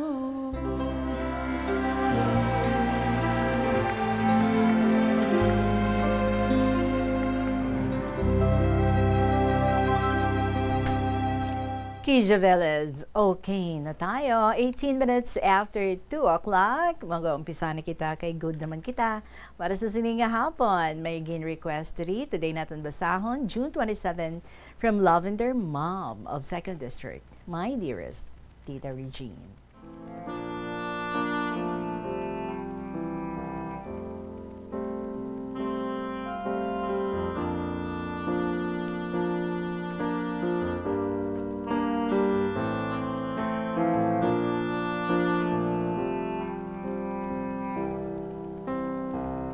May the blessing of our Almighty God be with you and make your day fine and away from any lonely feelings. Next. Have a wonderful day and good afternoon to you, Tita Regine. Hi and hello, mga KLP lovers, mga listeners and senders. I'm here again to share with you something. By the way, ini si Lavender Mom. Kag-ready na ba ka mo? So here, let my story begin. So nagpamanila ako, ang akon obra, tagahatod sundo kabata sa eskwelahan. Duwa sila actually kabilog. Ang isa grade 2, ang isa naman kinder. Tapos sa school nila, abi mo, dito manibala nag-school sa do si Camille Prats, kasi John Prats, ba mga artista ini? Mga elementary pa lang sila sa do. Kaginahulat ko lang dangat mabuhi ang mga bata. So bale, duha kami nga timbang sa sulod balay. Si May nga miga ko, siya ang nagaluto, kag nagapanglaba. Ginabuligan ko lang kung wala man ko obra. Tapos, ginsugo kami sang ama namon maninda. Hay, hindi, tamon katultol sang tindahan, Tita Regine. Gintudloan na kami kung diin kami masakay, kag sagwa lang katindahan kami nagbakal. Ay, wala na kami magsulod, kay basi magtalang pa kami. Tapos nagpanaw lang kami papuli. Tapos, kakinaray pa kami ni May mag-istorya. Tapos, nasumalang namon ng lalaki, hambal na sa amon. Taga Iloilo kamo day. Tiyambal namon, huumanong. Kitigin pamangkot niya kami kung ano obra namon. Tiyambal namon sa sulod balay, Tapos, siling niya, basi gusto niyo nga hambalon ko mga hinablos ko nga patigayuno na kamo. Kiga obra na di siya dira lang, Mahal pa ang sweldo. Ay, gingkulbaan, takon ta Reg. Kiti feeling ko, basi scammer bala. Sarig timo, nga taga Iloilo, pero basi, manugtunto gali. Tiyambal ko sa laki, okay naman kami sobra namon nung thank you na lang. So, dali-dali kami, kay basi akigan kami sang ama namon. Tapos one time, Reg, nagkadto kami sa mall. Lapit man lang sa amon, upod ko duha ka bata, kay ti mas snacks kami dito. Kaghalo sa daw adlaw, dito kami. Kay half day lang klase sa mga alaga ko. Tapos namon kaon sa mall, nagpuli na kami. Kagsang nagtabo kami sa karsada, hinali lang. May nagbutong sa angkon. Pagbalikid ko, pulis nga babae. Tapos, ginambala na ako nga, nag-jaywalking kuno ako. Sila niya, nag-jaywalking ka te. Kay may ginadapit pa ako yung duwa ka bata, tiyambal sang pulis. Sino ngalan sang ama mo? May contact number ka sang ama mo, kay tawgan ko. Kay pagawado na kamo sa police station. Tiyambal ko, ate pulis, nga ang dakpon mo kami, nga ti permiman kami nagatabok diri sa tubang kamol. Wala man sang pulis nga nagadakop sa amon. Hamba ko sa iya. Tapos ta Reg, siling ko, ate pulis, ano ina ang jaywalking? Way ko kabalusi na, kahit isa probinsya ko halin. Kung dalon mo kami sa presinto, di mahinibi ni karon ng mga bata. Tapos, sino mapakaon sa mga bata, bay? Gani, nagulong-hulong ang pulis. Gani, ginambala na ako. Liwat nga siling niya. Sa liwat, kung wala sa may nagatabok, hindi ka magtabok. Pero wala man sa traffic light. Gani, ginpapuli na lang kami sa pulis. Abi ko kung dakpo, nagid kami tuod, kami sa mga bata. Tapos, Tita Regine, nagsaylo naman ko sa ulubrahan ko. Dito naman ko nag-obra sa factory, sa mga bayo. Upod man kami sa amiga ko Tapos may amiga ako nga si May, si Jem, kag si Ann. So, bali apat gid kami ni. Pero mi kami gaupdanay, kalipitanay lang ang amon nga ginadayunan. Gani isa ka bes, nagagaday kami malagaw sa Divisoria. Kay December katong time nga ato. Tiyan ba ako sa amiga ko, makaduta to. Siya nga, hindi kita katultol. Tiyambal nila sa akon. Sige na bala, mamangkot lang ta kung anong sakyan, pakadto dito hambal ko. Tapos siling ko, sige na lang. Sila galing naghambal, no?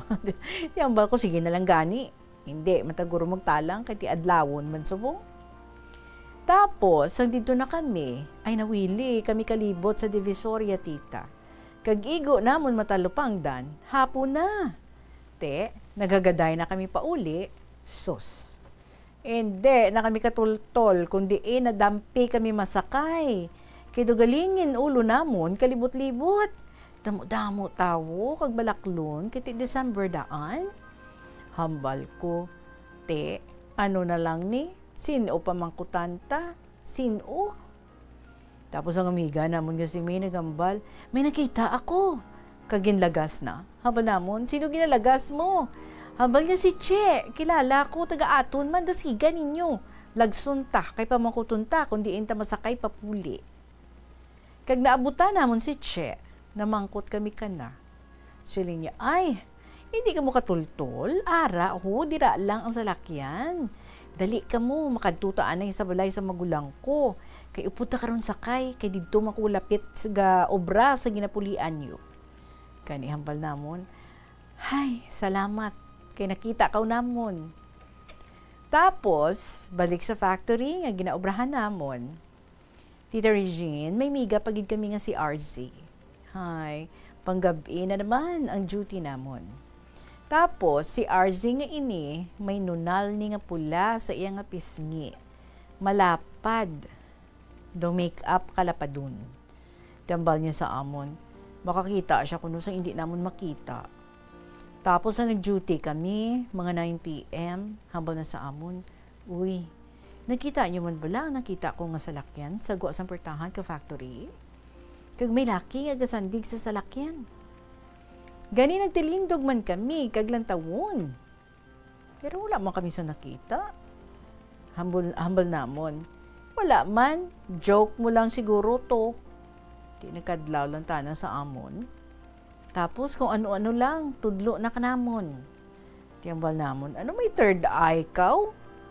Tini na kami mag-imaw kanimo. Nahadlok kami kay damo, ti mo makita. So mo to, wala na kami nag-upod sa iya. Ilabi na akong gabi. Tapos bala ang CR namon, daan na. Damo gambal, nga ti permi ko may gapanuktok. Pero wala man sang tawo. Gani ako, kung mag-CR ako, why ko ginasarado ang CR, ang pertahan. Tapos isa ka best reg, nag-brown out. Di may duty kami, siguro mga 11 p.m. Hinadlukan kami. Kay damo sila, ginasugid sa amon. Nga daw, hindi amo, sa factory nga ini. Gani, nagdinalagan kami sa mga upod ko. Magwa pa kadto sa kantin. Kay bukas pa, kag may tawo. Hambal sa nagabantay sa kantin. Na ano ka mo, nga ang nagadinalagan ka mo pagwa.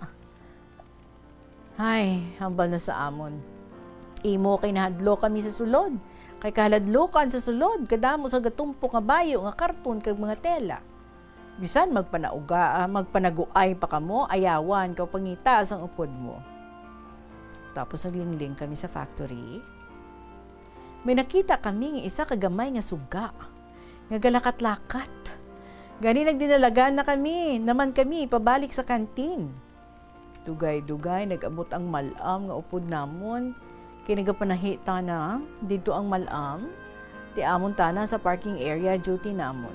Aba, inkraan kami kang malam. Gibiyaan namon tana. Kaya wala man kami kadungdong, nga may upod pa kami sa sulod. Ti atong suga nga gamay nga galakat sa sulod sa factory. Suga gali nga kinki sang malam. Ginsindihan na kay maabat sa amon. Tapos, El Nino kato, Tita Regine. Wala kami tubig. Sa likod factory kami gapangihi. Tapos pagkapila ka adlaw, nagsakit ang akong ulo. Tapos nagapangihi ako kadugo. Nasiling ko, hala, wala man ko regla nga nangihi ako dugo. Gani, ginabalan ako ni Ate Maya. Ang ginadayunan ko dito. Nasiling niya, malakat kami sa albularyo, kag mapatawas ako. Nagupod man ako tawas or tawas. Okay. Tapos gintawasan ako sa albularyo, hambal na, may nasalapay ako pagpangihi ko sa may likod sa factory. Dipensar ko tarej, kung amo, mariit gali, ang factory nga to Ang factory nga nabala sa ibabaw sang buklod gatindog. Wala man ako napilahan kabulan, kag naghalin ako tarej. So, diri na lang kutob ang akong malawig nga sulat, Tita Regine. I hope nakalingaw gid sa mga maukod nga matagpalamati isang KLP. Ti ikaw na bahala nga magintindi sa akong sulat kay ti rush gid abi mo.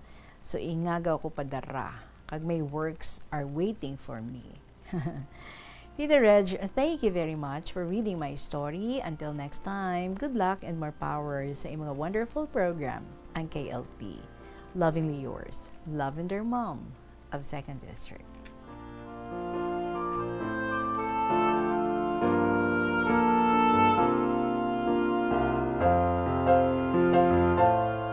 Basta si Lavender Mom gani ang mag-share diri sa aton, may touch of misteryoso gina yan, no? Kag medyo may kaharadlukan.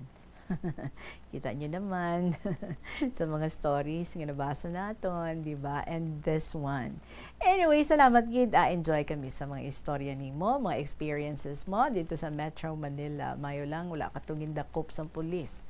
Maano na lang tubay ang mga duwa ka gagmay nga mga bata kung gin pa dalag ka mo sa police station, no? Basi kumakudbaan to, basi ma-trauma to. But anyway, ang mga talang-talang na mo na yung the best part, no? Kanara ikaw sa bagong nga lugar. Hindi maging kompleto ang imong adventure kung wala ang mga talang-talang. Anyway, I'm sure enjoy ka man. 31 minutes after 2 o'clock, we'll be giving you more stories diri gihapon. Sa kahapon lamang program, magabalik kita pagkatapos sa pila ka mga importante nga mga pahibalo. Plazuela de Iloilo. Billboard of Activities for June 22 to 28, 2025. Ang ining weekend amo ang ulihing Sabado sang bulan sang Hunyo. But this does not mean that it's the least of all Saturdays of the month. Bangurang Binhi Band is due to entertain you with their great selection of songs sa concert at the Plaza coming your way sa June 28, Sabado, magasugod alas 6 sa gabi. Sa tion sa musical show, napulo ka mga matahom nga Plazuela de Iloilo, special edition mags kag madamo pa nga iban ang iga-paraffle sa mga suki sa Plazuela de Iloilo. Sa June 29, Domingo, ginaagdang tanan nga mangin kabahin sang Eucharistic celebration nga pagahiwaton sa Latolda sa mga adlaw alas 11 sang aga. Sa tion sang Holy Mass, magpangamuyo kita sa Ginoo nga ipadala niya ang Holy Spirit agud nga mag-guide sa aton mga lideres so that peace and prosperity would reign in our country. Plazuela de Iloilo, we remain to be one with you in a common hope for a better community and a progressive country in 2025. Yari ang mga simple nga pagi agud makakinot sang tubig. Kaayuha ang mga taga sa tubo kon hose. Hindi tanan nga taga sa mahapos kagilayon nga makita tungod ang mga tubo kon hose ang nakalubong sa duta o kon semento nga bahin sang balay. Kung magsigi ang mga tagas nga ini, mahimo nga magalabot sa 10,000 ka litro sang tubig ang mausik sa isa ka tuig. Maggamit sang leak detection tool o kon magkonsulta sa mga eksperto kung may pagpangduwa-duwa nga may tagas sa mga tubo sang tubig agod ini gilayon nga makaayo. Wala sang adlaw nga ginapili ang mga aksidente. Gani ari Plus 2:32 ang atong oras. Dili kita sa sulat ni Nothing Serious ang Iloilo. Dear Tita Regine.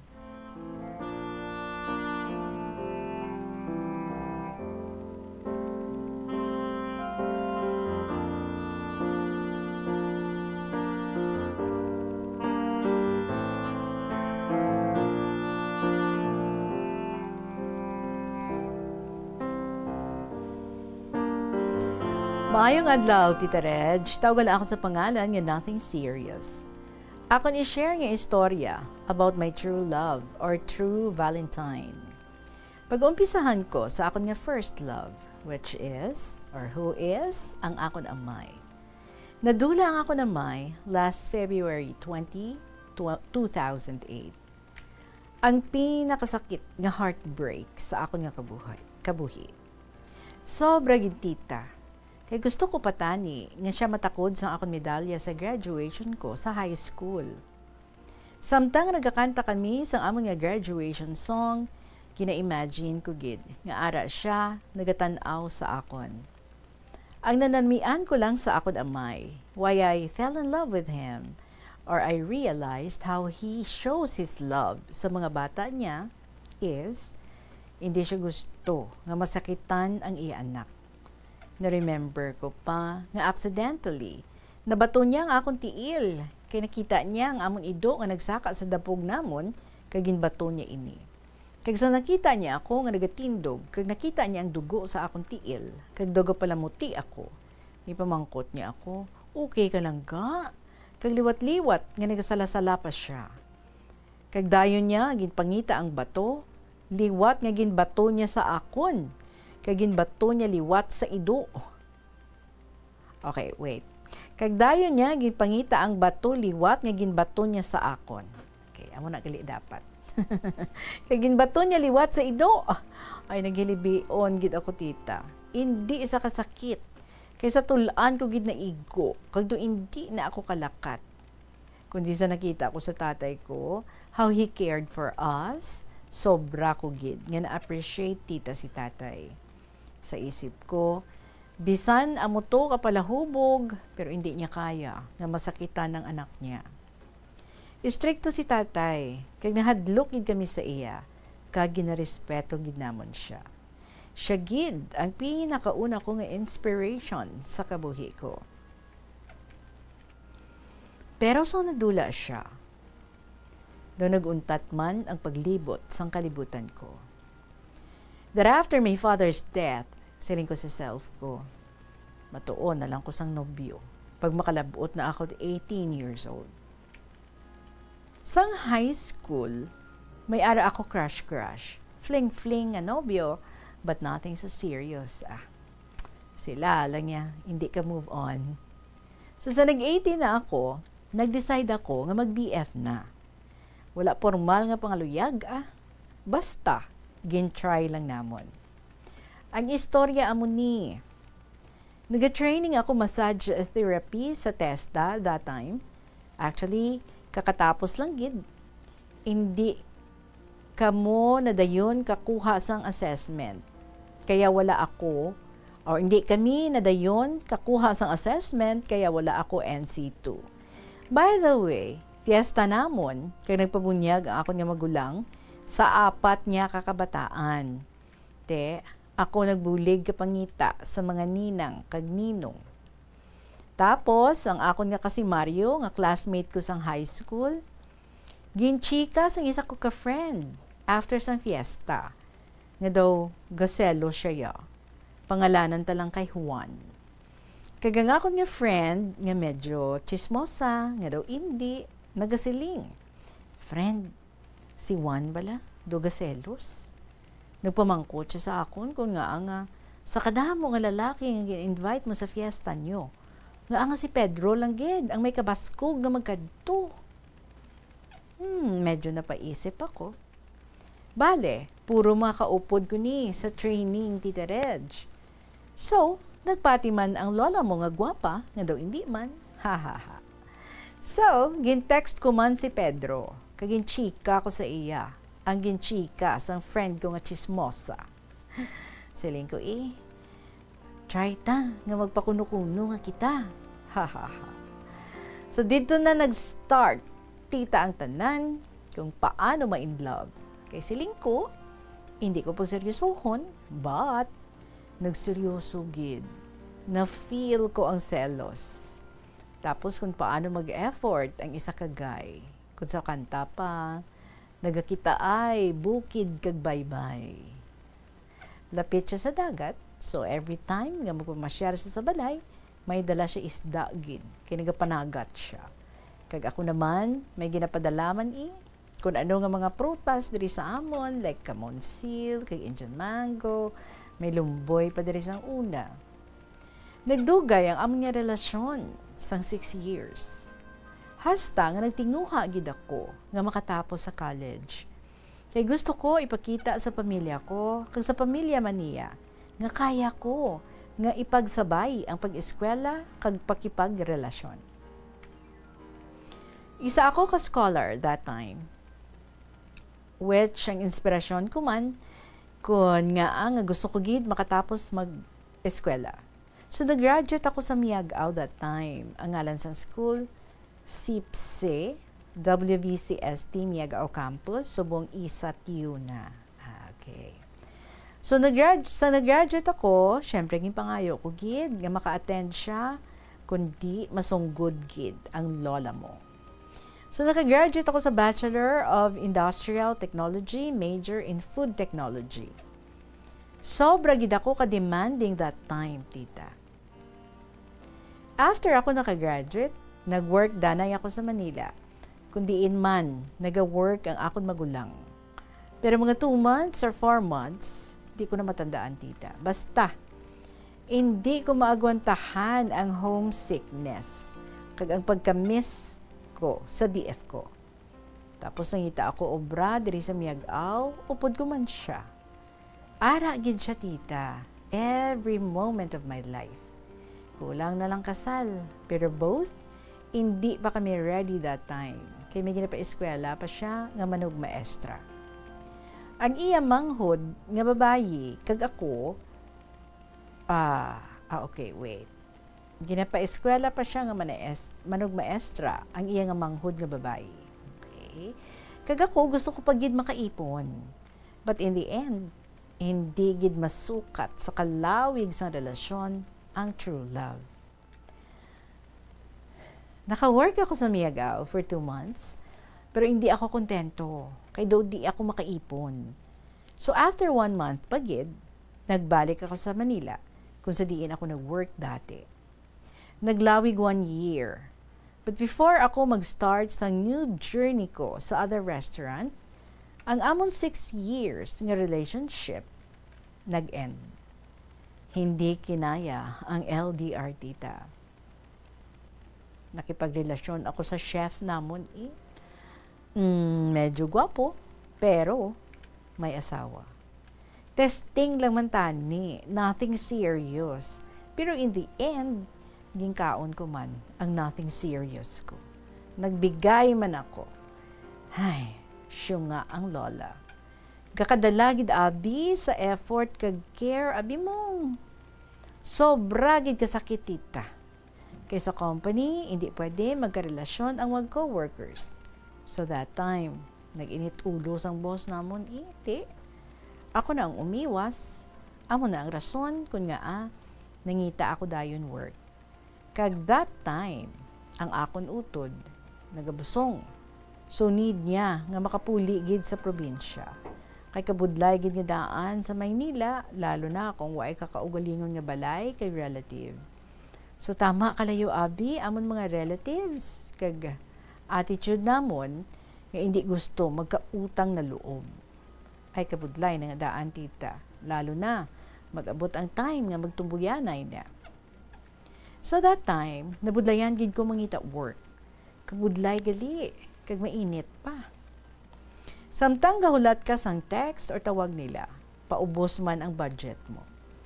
Maayo lang, tita, kay daw 3 weeks lang ang hulat ko, kag maka-work liwat. Ang ginsudlan ko nga company, iya man sang Ilonggo, kag mga Ilonggos man ang ga-work. Damabatyagan mo man, nga sa probinsya ka Pero may mga Bisaya man. Almost 2 years ako nga single, tita, until nag-abot ang time nga nagsugal liwat ako. Mambal ko gid. Nga the best thing that happened to my life, but the worst man, tita. Ginasagad ginila ko kasunlog sa bisan sinulang. Pero choosy man ang lola, tita. But the truth is, nahadlok ako nga mag-try. Until nag-try pagid. Saring ko sa self ko, last try na to. Friend, kag ko, worker ko man, pero other branch. Dito siya sa other branch. Kaya duty man siya sa amon branch if needed. Waiter siya, ako cashier. Ginatanaw ko gid si Coco Martin sa iya. Wow, pogi-pogi By the way, ang muna dream ko tani, ang makita ang great crush ko. Kag super love ko. Si Coco ko lang. Ha ha ha.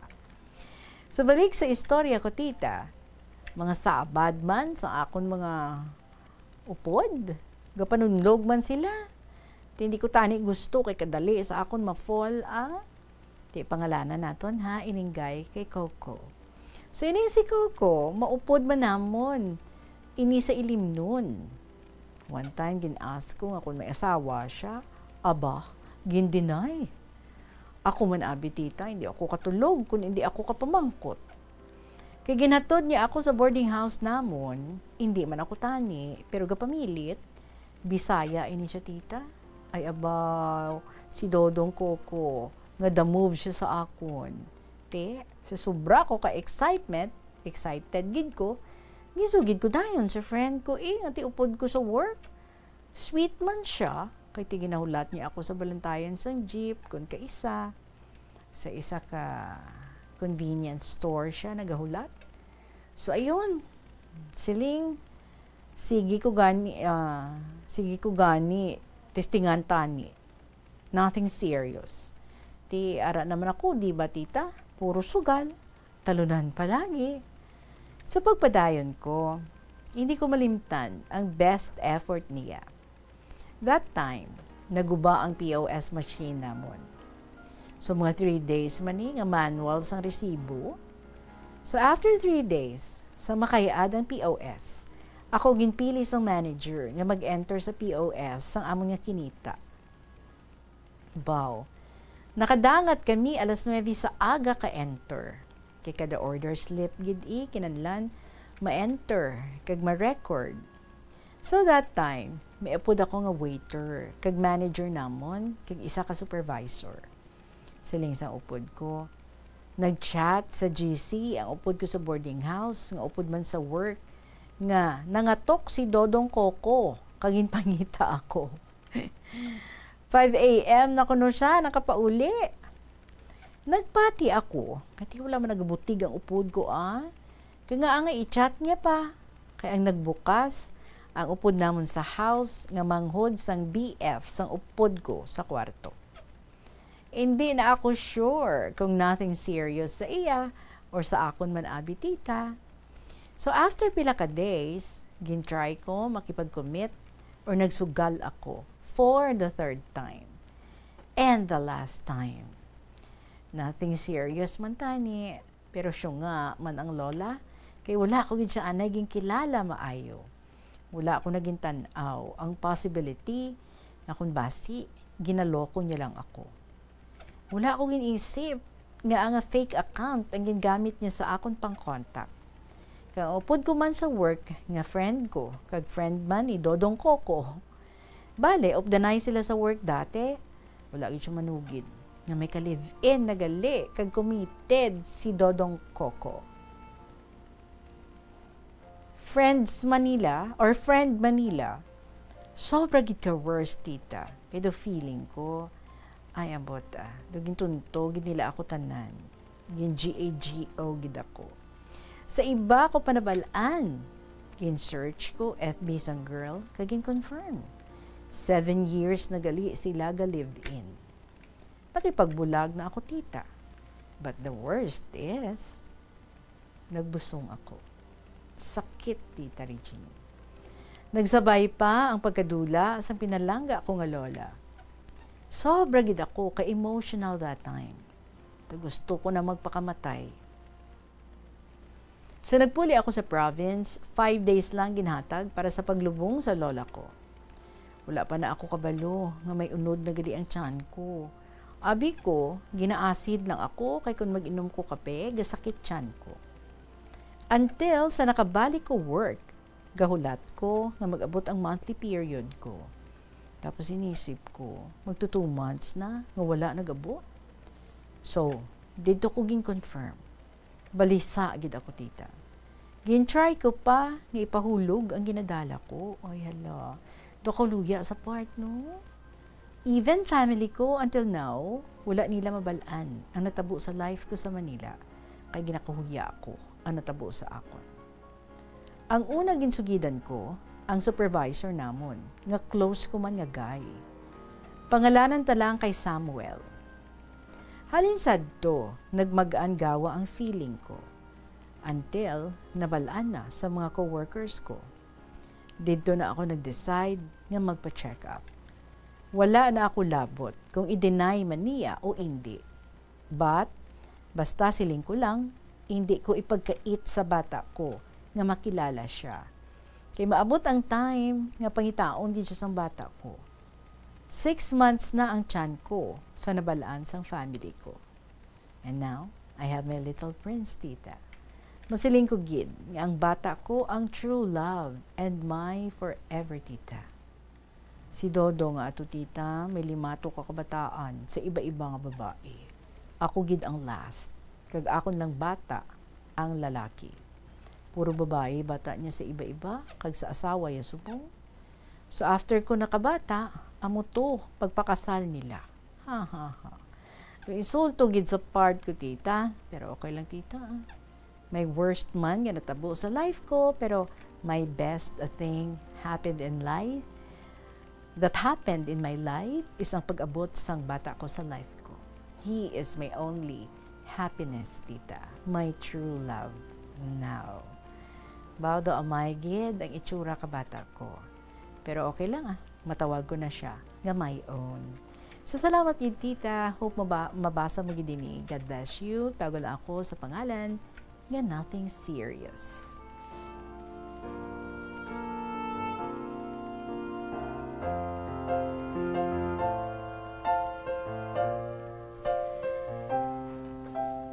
Nagsimula sa Nothing Serious but ended with something really serious. Wow, life-changing ang ginbilin sa imo. Isagid ka anak. Pero sige lang it's better that way, no? Nga kamo na lang sa imo nga bata, bain na lang da ang iya nga amay kay ti damo-damo man to gali subang. Tapos kasado naman to. Hindi man manami, no? Nga you go with someone nga daw ka deceitful.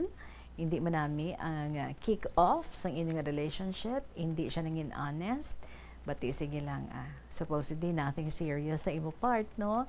Pero sa iya gid gali matabo ang something very serious sa imo nga life, nga nagpabag-o gid sa imo nga kabuhi. But, even if sakit, pero mabalang ko gid, no? Nga you are fulfilled as a mother. Kag ang pagiging iloy mo amugid ang nagpabag-o sang dako sa imo nga kabuhi. It's good that you said hindi mo man pag-idingot ang amay sang imo nga bata. Sige lang kung magkitaay man sila, well then good. Kag kung mangin co-parents ka mga duwa, mas better pagid. But you know nga hanggang dira na lang, no? Mangin co-parents na lang kamo. Kag ang imo nga anak kag ikaw amo na lang yan, no? Ang my forever. With him, walang forever. Anyway, salamat kid sa imo. Te, among gid na, no? Nothing serious tani, but it really ended seriously sa ginbilin sa imong life. Maraming salamat for your beautiful story. It is now 2:52 in the afternoon. Magapanumbalik ang kay LP pagkatapos na pila ka may importante nga mga pahibalo. The Farmers Bazaar, your traditional public market with the touch of Plazuela Dos, ang isa ka lugar nga gintukod sa tion kag sa kasagsagan sa COVID-19 pandemic nga may tinutuyo nga maghatag sa imo sang safe marketing experience. Subong nga ang COVID-19 hindi nagidman dako nga pamahog kag nagapakadto na kita sa next normal. Rest assured nga ang Farmers Bazaar will further evolve agud yung magpadayon sa paghatag sa inyo sing satisfying marketing experience. The Farmers Bazaar. Sa lower level, tara na pahamtang ang fish, poultry, kag meat section para naman sa inyo mga kinahanglanon nga prutas, utan kag iban pa, magbisita sa upper level, pinaagi sa paggamit sa hagdanan o kung sa pagkadto direkta sa parking lot. The Farmers Bazaar, your traditional public market with the touch of Plazuela Dos. Yari ang mga simpleng pagiagon makakinot sang tubig, hindi mag-shower o kung maligo sang malawig. Sa sulod sang panimalay, kalabanan sang tubig ang ginausar sa pagpaligo. Nagalabot sa 24% sang tubig sa panimalay ang natigana sa pagpaligo sa mga miyembro sini. Ang pagpanubo sang tiyempo sa pagpaligo sang 2 ka minutos ang makabuhin sang 30% sang ginakonsumo nga tubig. Maggamit sang shower timer o kung mag-set sang alarm sa imo cellphone kag i-limit lamang sa 4 ka minuto ang pagpaligo. Kung nagagamit sang shower kag nagahulat pa sa pag-init sang tubig, saluda sang balde ang nagailig nga mabugnaw nga tubig kay sarang paining nga magamit. Paano ipabilin nga matinlo ang ginakaon nga mga prutas kag utan? Dapat nga regular ang paghugas ng kamot nga may habon sa sulod sang 20 segundos bag-o kag pagkatapos mag-uyat sang anuman nga butang. Hugasan sa maayo mga prutas kag utan gamit ang tubig bago ini kaunon o kun isimpon sa ginaluto nga pagkaon. Likawan nga maggamit sang habon o kun bleach o kun anuman nga kemikal sa paghugas sa mga ini. Lutuon sa maayo ang mga utan agud mapatay ang mga mikrobyo nga nagatapik diri. Kung ikaw may ubo o kun sipon, mas maayo nga itugyan na lang sa iban nga miyembro sang pamilya ang pwede ba one story? This is from Ningne sa Lambunao. Dear Tita Regine.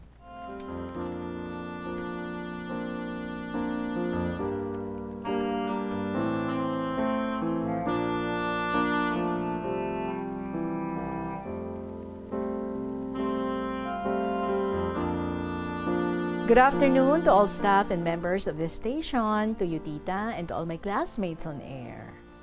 Tita, wala ako kabati. Isang pagbasa mo sa akon nga first letter nga ginpadala. Kag, nagdaog ako dayon. Sa mga 3 weeks man, kag mabasa, abi ko, nabasura na. Galing, permi lang may bisita, kag nag-abot sa pagbakasyon ang akon nga bata, halin sa Mindanao. Ang ika-second ko nga nag-teach dito sa isa ka elementary school. Dala na ang iyang adopted child. Daw duha to kaadlaw ay ko kapamati isang iyang mga programa. Kibot ko kahapon, Sabado, June 7, sang imo pag-announce, sang nagdaog, pagambal mo nga, ako, siningni. Gintago ko daad, gakadlaw ko sa akon kaugalingon, pero ang bata ko mismo naghambal, Ma, basi ikaw to? Haha, ako gidmanday. Tuod ka bala? Oo, sabat ko. Ay hala, nagdaog ka. Ano yung istorya? Ti, balan mo, apat to tanang pahulog ko. Way ko kabati kundi insad to nga istorya ko. Tigin tago ko daad ang akon palayaw para hindi kabalo ang iban siya. Ng mga chismos ako. Ng mga katupad. Ang bata ko lang, kagin pang chat na dayon sa iya mga utod. Sigihan na lang mga sulat para ma-refresh imo mind. Tuod man, no? May kaupod na si student ma'am nga participant diri sa Lambunaw. Pero sa pagid ako tita Estar. Pero hindi lang pagbasaha on air ha. Sa nasulat ko na nga amuni ang okay, hindi ko rin pagbasahon. Dito na sulat mo naman yun. Ganito, may operasyon siya sa paa, naka-stainless, hindi pa ako kapanaw, nag-walker ako, kaga-under rehab pa. Doon natubuan ako nervyos. Ba't paagis ang sulat-sulat ko sa iyong mga programa, doon na-inspire man ako. Ang iban ko mga sulat, after years na nga natapos, lipat ako kung may cellphone number ato, kag hindi touchscreen akong cellphone. Tiyambal ko, kung amo manan ko pa mag-istorya, amo jagani at ipapel akong ginasulatan para nga maturutadlong man akong agi. Enggit ako kay gani kay Lola Amparing nga kabalo kag intsakto pa ana isip sa pagsulat. So halin tulad mangin classmates ko na si Lola Amparing, Lolo Dencio, student mom of Lambunaw, Lolo Abraham, Nanay Flor, Jesusa, Lucky Taurus, NB, Gemini 16 sa 3rd District, si Nanay Saling, cute sang gimbal kay sa tanan. Sige kita tanan sa pagsulat para hindi magbarado ang utok ta. So God bless sa aton tanan, especially sa imo Tita Regine. Bisan kita gurang pero tita man gyapon. Okay. So sunod lang ako ma-tell story. Here's my true name and address, pero tawagan na lang ako sa Kiningni sa Lambunaw.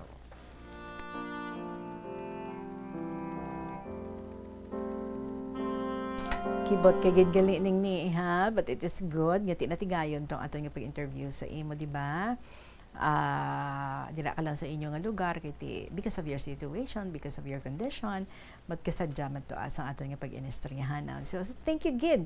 Ang ginabasa to subong is part of the 10 letters nga iyang ginpadala diri sa aton. We all received in one bundle 10 letters. So salamat gid. Sa ibang mandira pwede ka apan sa mga istorya, pwede ka makaamat-amat, email nyo lang sa bombo_iloilo@bomboradio.info or sulaton sa gihapon kag ipadala sa kahapon lamang program DYFM Bombo Radio Iloilo, Sky City Tower, Mapa Street, Iloilo City. So what's up next? Siyempre, ang mga dramas naman every afternoon, magasunod na si Toyang Ermitanya, followed by Provincial Jail, kag ang Dear Diary.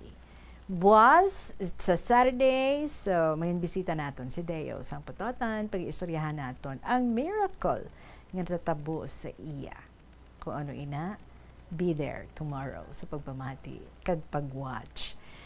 Madaming salamat sa inyo. Balikay kita tomorrow sa gihapon. Inyo alagad si Tita Regine para sa kahapon lamang program. Good afternoon and God bless.